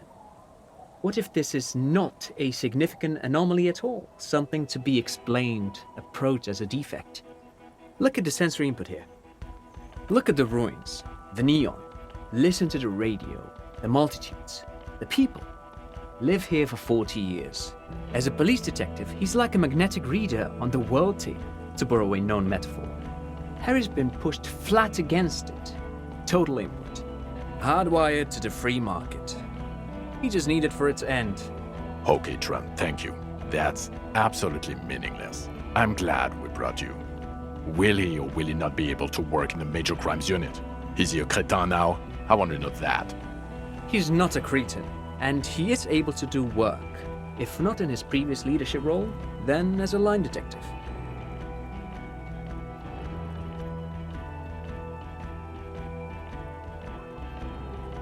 For now, I misphrased my question. It should have been, is he able to put his clothes on and use the body? Or do we need to get him on a disability pension? Now nothing. Now we're just going to stand here. No, now we discuss that.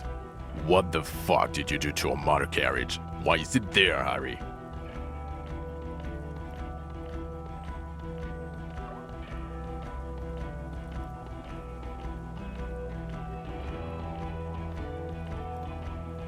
Ha ha ha. Ho ho ho. Tequila sunset. Not sunrise because you're almost dead. So funny, Harry. Thank you for fucking me. Thank you for destroying 45,000 real of police property that's coming out of my payslip. You know that, right? You're gonna get fired, and I'm gonna pay till I die. It doesn't matter. Your badge, Harry. Show me your badge. In a rush to demonstrate your badge, your eager fingers can't sustain a grip on the smooth plastic, and the badge slips out of your hand.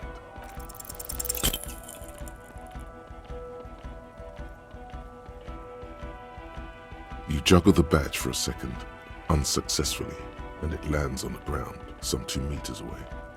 Ouch! You strained your elbow trying to catch that stupid thing. Damn it.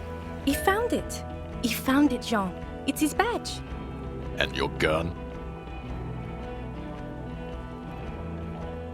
Upgraded it. I don't care about your weapon mania, Harry.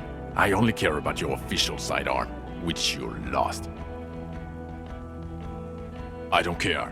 Where is the gun the RCM gave you to kill people with? Where is that one? I knew it. I told you we didn't have it. This isn't cause for celebration. It's bad. Oh, I would say it's very bad. You're drunk like a bum, Harry. Please, put the stolen rifle away before you kill someone. I don't buy it. Why do you smell like a corpse then, huh? He's wounded. It's been a long week, and he's handled an actual corpse.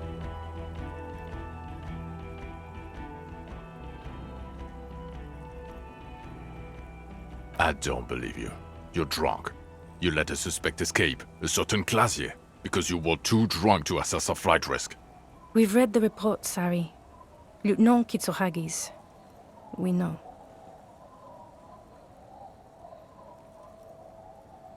Duped again. Not for one moment do I believe you quit drinking. I'm not even gonna get into the other suspect, who also escaped. A ruby something? Or the fact that you're Everclare's little peony now, doing I don't know what for him. That's small-time stuff. That's nothing. That's a humorous anecdote. Compared to the 7 people who were gunned down, the streets are literally red with blood, Harry. It was fucking mass murder. He did everything he could. We did everything we could. The company hired unvetted mercenaries. Lieutenant Dubois got between them and the locals. Here comes the cavalry. He did so at considerable risk to his own life. He was shot and survived only because of his armor. We stopped an execution, not a negotiation. The loss of life was minimal compared to what it could have been.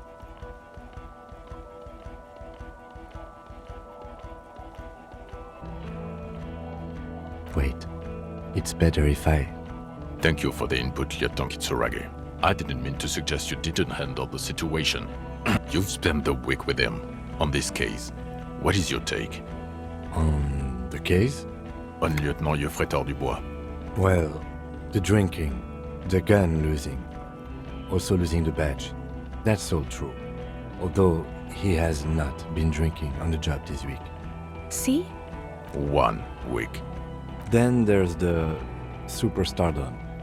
He likes to, from time to time, allude to being a superstar law official. At first I thought it was a joke, but now I'm not so sure. He says disco about 20 times a day. It's worrying, especially considering his political views. Detective Dubois is, as you may know, a Mazovian socio-economist. He wants to liquidate the ruling class, which, again, for a police officer, is a little odd. Other still, he is also an ultra-liberal hustler who is always on the grind. How he reconciles these 2 points of view, I do not know. But he is vocal about both of them. And then there's the motor carriage in the sea, and the constant smoking everywhere, all the time. But despite all this, he is a great detective, one of the best I have seen, in fact. He can talk human beings into telling him anything, and he doesn't stop. In all the time I've spent with him, he has not once stopped working on the case. He is tireless, madly driven. Well, except that one time when he stopped to sing karaoke, which by the way was a valiant effort. He really sang his heart out. Yeah, it was what it was. Other than that one time, he has tirelessly worked on the case, and he solved it. We have a confession, a murder weapon, and the perpetrator, locked on the island right now, awaiting transportation. He apprehended a straggler who stayed hidden for 50 years, ever since the revolution, who's probably committed other murders over those years. Oh, and he also discovered a new species. A new species? A colossal stick insect. It was on the island, camouflaged as the reeds. It unfolded from the reeds. I think we may be dealing with the Insulindian phasmid. He takes out the photo of the phasmid and shows it to the officers across the yard. The wind blows, flapping the glossy rectangle in his hand. You hear gasps beneath the howling of the wind. As you can see, it's about 3 meters tall. In fact, we think it may be the largest land invertebrate ever discovered.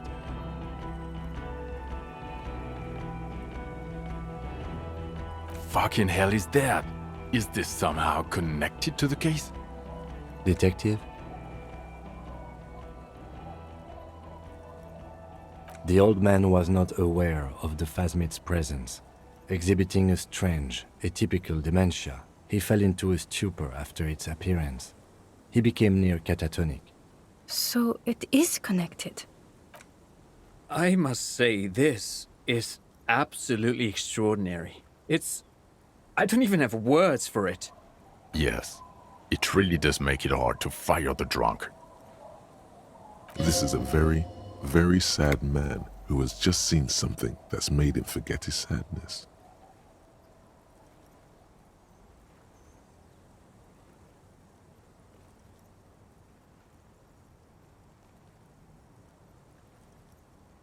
Yes. Fallen through a gap in a boardwalk. Drunk. The body was transported to Precinct 41, our morgue. I had Tilbrook and Mullins take care of funeral arrangements and family stuff. You're not the only cop in the world, Harry. This all comes back to us. Still, good work with the missing person, Detective. It's still a point for you. No denying it. Female? What makes you think so? You had to see it. It had the subdued colors of a female. And the nesting behavior too, I think. Incredible. Were there eggs in the nest? Not as far as I could see. There were other things there, though. Actually, you know, this would indicate it was a male. This is far from anything in my field, but I think such nests are called bowers. They are for attracting mates. Of course, as I said, I'm only guessing. I didn't see it.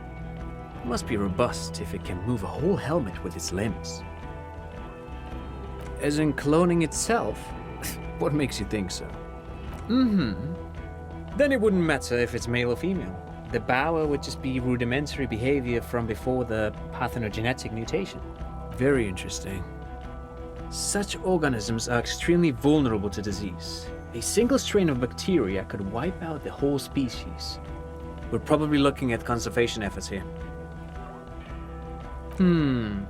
Yes. That would be a pheromone.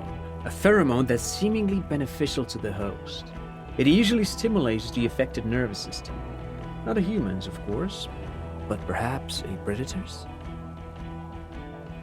There are species of bees that, under the influence of pheromones, take wasp larvae to their hives. Ants do the same with aphids, thinking they're... Do you think this is how it stayed hidden? Nothing is off the table. But I want to stress this. The find does not have to be connected to the case. The case is 100% prosecutable, without any pheromones. Of course, Lieutenant. Of course. We should treat the case and the phasmid as completely separate from each other. People are not going to... They're not going to go for this speculation in the constabulary. Yes, but also reed-colored, beige and brown, a little green on the outside. After unfolding from a single stalk, it still retained parts that looked like reed tufts on its limbs. Incredible. The PR value of this is exceptional. Carp discovers new species. Maybe even discovers the Insulindian phasmid. No, that's too much. This would really help with some of the problems we've been having. Absolutely, this is great. This does not say vigilante murderers to me at all. This says science, news, human interest. You know, it's a really good thing you have that photo. Without it... You're doing good here. Perhaps only for a moment, but still.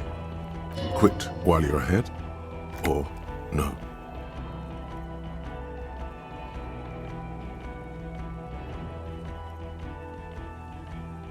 I don't know what a doomed commercial area is. Why? That's not what you were supposed to do here. There was a fridge we needed and a possible witness. He was just chasing a lead and ended up advising a local shopkeeper. It was okay. Of course. Call it community outreach, right? Lilianovich. A revolutionary matronym. The custom started in Grad, where they have patronyms. Krasovich, Lasovich, etc. The revolutionaries saw this as a chauvinist atavism, so they used matronyms, derived from the mother's name instead. This man's mother was Lilian. His Lilian's son, Lilianovich. The custom was overturned after the revolution failed, but not before it made it to Revachol. So, it is what a soldier of the ICM would be called. Thank you, Trant. Thank you for that piece of cultural theory. You said you have a motive? Of course, excuse me, I just thought it was noteworthy.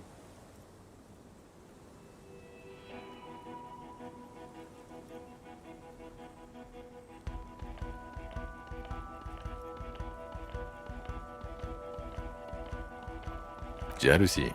I thought this Lilianovich was an old man. To have been hiding for 50 years. Like 70-something. A strange psychosexual fixation, aggravated possibly by proximity to the phasmid and its chemicals. He himself gave a political reason, said he had killed an enemy combatant. Also, we have a sniper's nest with full view of the room in which the mercenary died, right on the island, and 2 officers on the scene that Mr. Dross confessed to. It's a clean win. It's way more than that. Perfect folding mechanism. Get over yourself, Harry. I can still smell the booze on the wind. God damn it. Doesn't it ever leave? It is there. Like in your bones or something. It will pass in time.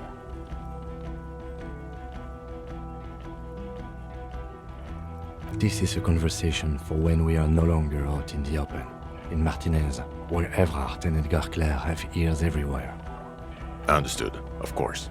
But a case against Everard would be big. I would prefer not to partake in anything union-related, for political neutrality. I don't want to, but you discovered a new species and solved the murder. So I have to. Jude. Anything that ends the trial is okay with me. You haven't been drinking, she thinks, so maybe this time. Agreed. The public relations potential of this is too valuable to let go. Okay. We have vehicles in the square, and the perpetrator needs to be taken into custody. Let's go. Now you will finally get to know who you are. The man looks westward, impatiently, jingling his car keys in his pocket. Who are you? You're a gym teacher, Harry. Well, obviously you're not a gym teacher anymore, but... Before you were a cop, you were a gym teacher in Coron. It's getting really cold outside. Should we maybe... Harry, it explains everything. The running around, the jumping, the bicep girth, your inexplicable facial hair. Your love of retro-style dance music, how you're able to perform a 360-degree spin kick. Also, this guy. Just everything about this guy.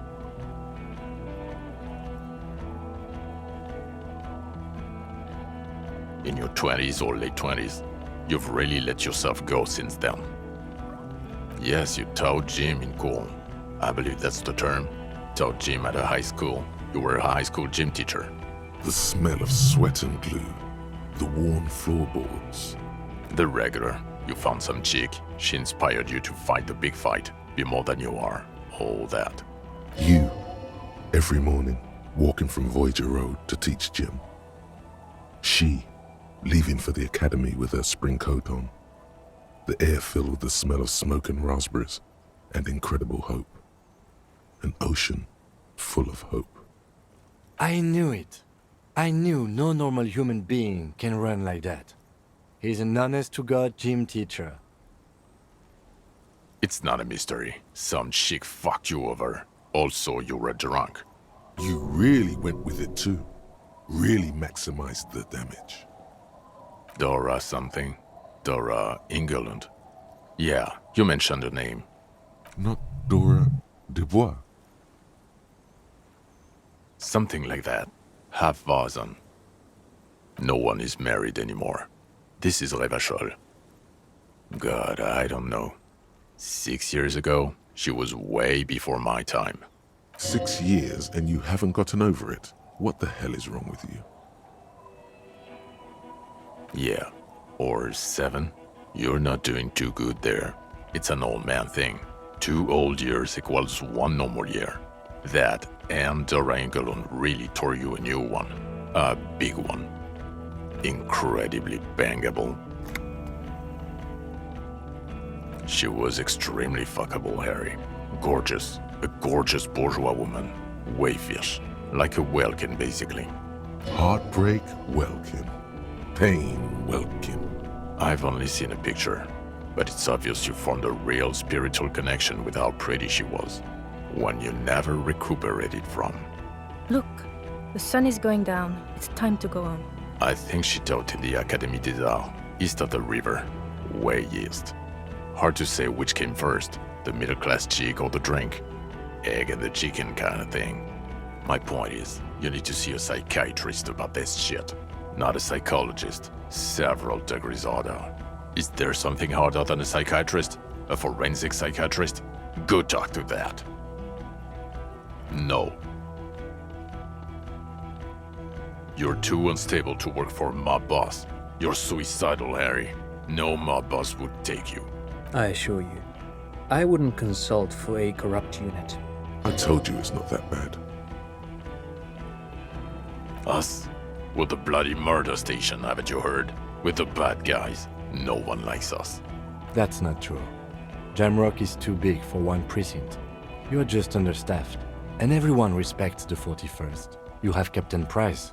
Thank you, Lieutenant. You're being kind. It is an understaffed station and the district is too big, which is why we need to... Get back to it. We left Torsen and McLean to run the Sea Wing. It's not good. Mac the Torso Torsen and Chester McLean. They're not fit to run a wing. Believe me. Things are shaky as it is. God. There are 4 wings, Harry. A, B, C, and D. We're in C. It's made of losers and clock punchers. You and I reconceptualized it as a task force. It was a mistake. There's also a lot of outside help involved, not only me. Other losers too. He's anything but a loser, although he would like to be seen as one. It's cooler that way. Ptolemy Price? He's the son of the old Price, one of the founders of the RCM. He's one of the most highly regarded men in the force. You're lucky. Somewhere under the curved roof of a former silk factory, shaped like a ladybird with 2 chimneys, Police Captain Ptolemy Price sits behind a heavy wooden desk. Resident medic Nix Gottlieb pours him coffee. It's silent in the captain's office. They speak of change, the city, the tension on the streets. They speak of the events of April and the blood on the streets in May. Okay, it's not the bloody murder station. It's an old converted silk mill with green desk lamps and a coffee corner. A lot of good people work there, hard, every day. Jamrock is the largest ghetto in Revachol. Faubourg, technically, but it's divided into 11 districts. Jamrock only has us. The press will blow over. Jamrock is lucky to have you, and it's often considered to be the greatest of the districts. You're lucky to have it. Thank you again, Lieutenant. Who is Lena? Well, good luck finding her once we get back. She and her husband were conducting the search for the Phasmid. It's their discovery, in part. I'm sure we'll find them. They should know as soon as possible. It would do you good to deliver some positive news for a change. She is going to be over the moon. Watch out, or she'll faint. Well, first I will go back to my station and write the most detailed report anyone has ever seen. It will have to be good to cover all these. Then I will have a serious talk with my captain. Detective, we just stopped a small-scale war. Something is happening to Revachol. I don't know what yet, but it's going to be a hard spring for the RCM. We need to get ready, infiltrate, investigate. Talk to Captain Price? I'd rather not ruffle the feathers of 2 captains with my doom-mongering. Work with Price? I'm flattered, but I don't know if I... Would fit in. And crazy enough. Can take the stress. He doesn't know how to finish the sentence. Flattered? You're Lieutenant Kitsuragi. We would be flattered if you even considered. I would have to tie things up in GRIH first. But, I mean, whatever is coming, Jamrock will be more central to it than the harbor. And we also have a huge caseload, Lieutenant. Piles that we need to get back to. Mountains, even. I do like the sound of that. Good. Fuck it, let's go. Trump brought his motor carriage. It's a 20-minute drive to Jamrock. Under the evening sky, the great district turns on its lights. A chessboard of wooden houses, 80,000 living souls inside.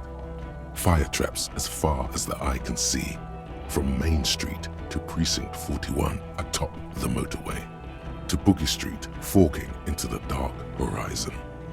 You close your eyes and hear the dogs bark. A lone woman sits by a factory window, dreaming of meteorite strikes. On Rue de Saint-Jérôme, a square bullet slides into a square-shaped chamber. In Old South, a man without eyelids smiles. Spring has come. It's time. Dawson? Yes. McLean? Yes. Heidelstein? No. Vicmere? Yes. Dubois? Of course. Really? Nix Gottlieb looks up from the list. I hear he's unstable. You say that like it's a bad thing. Captain Ptolemy Price gestures with a ballpoint pen. It's dim in his office, and the curtains are drawn. Harry's our man. He'll pull through. When he does, he'll side with the people. Understood. Gottlieb returns to the list. Minnow? Of course. Wonderful. Then can we please just go back to Jamrock now?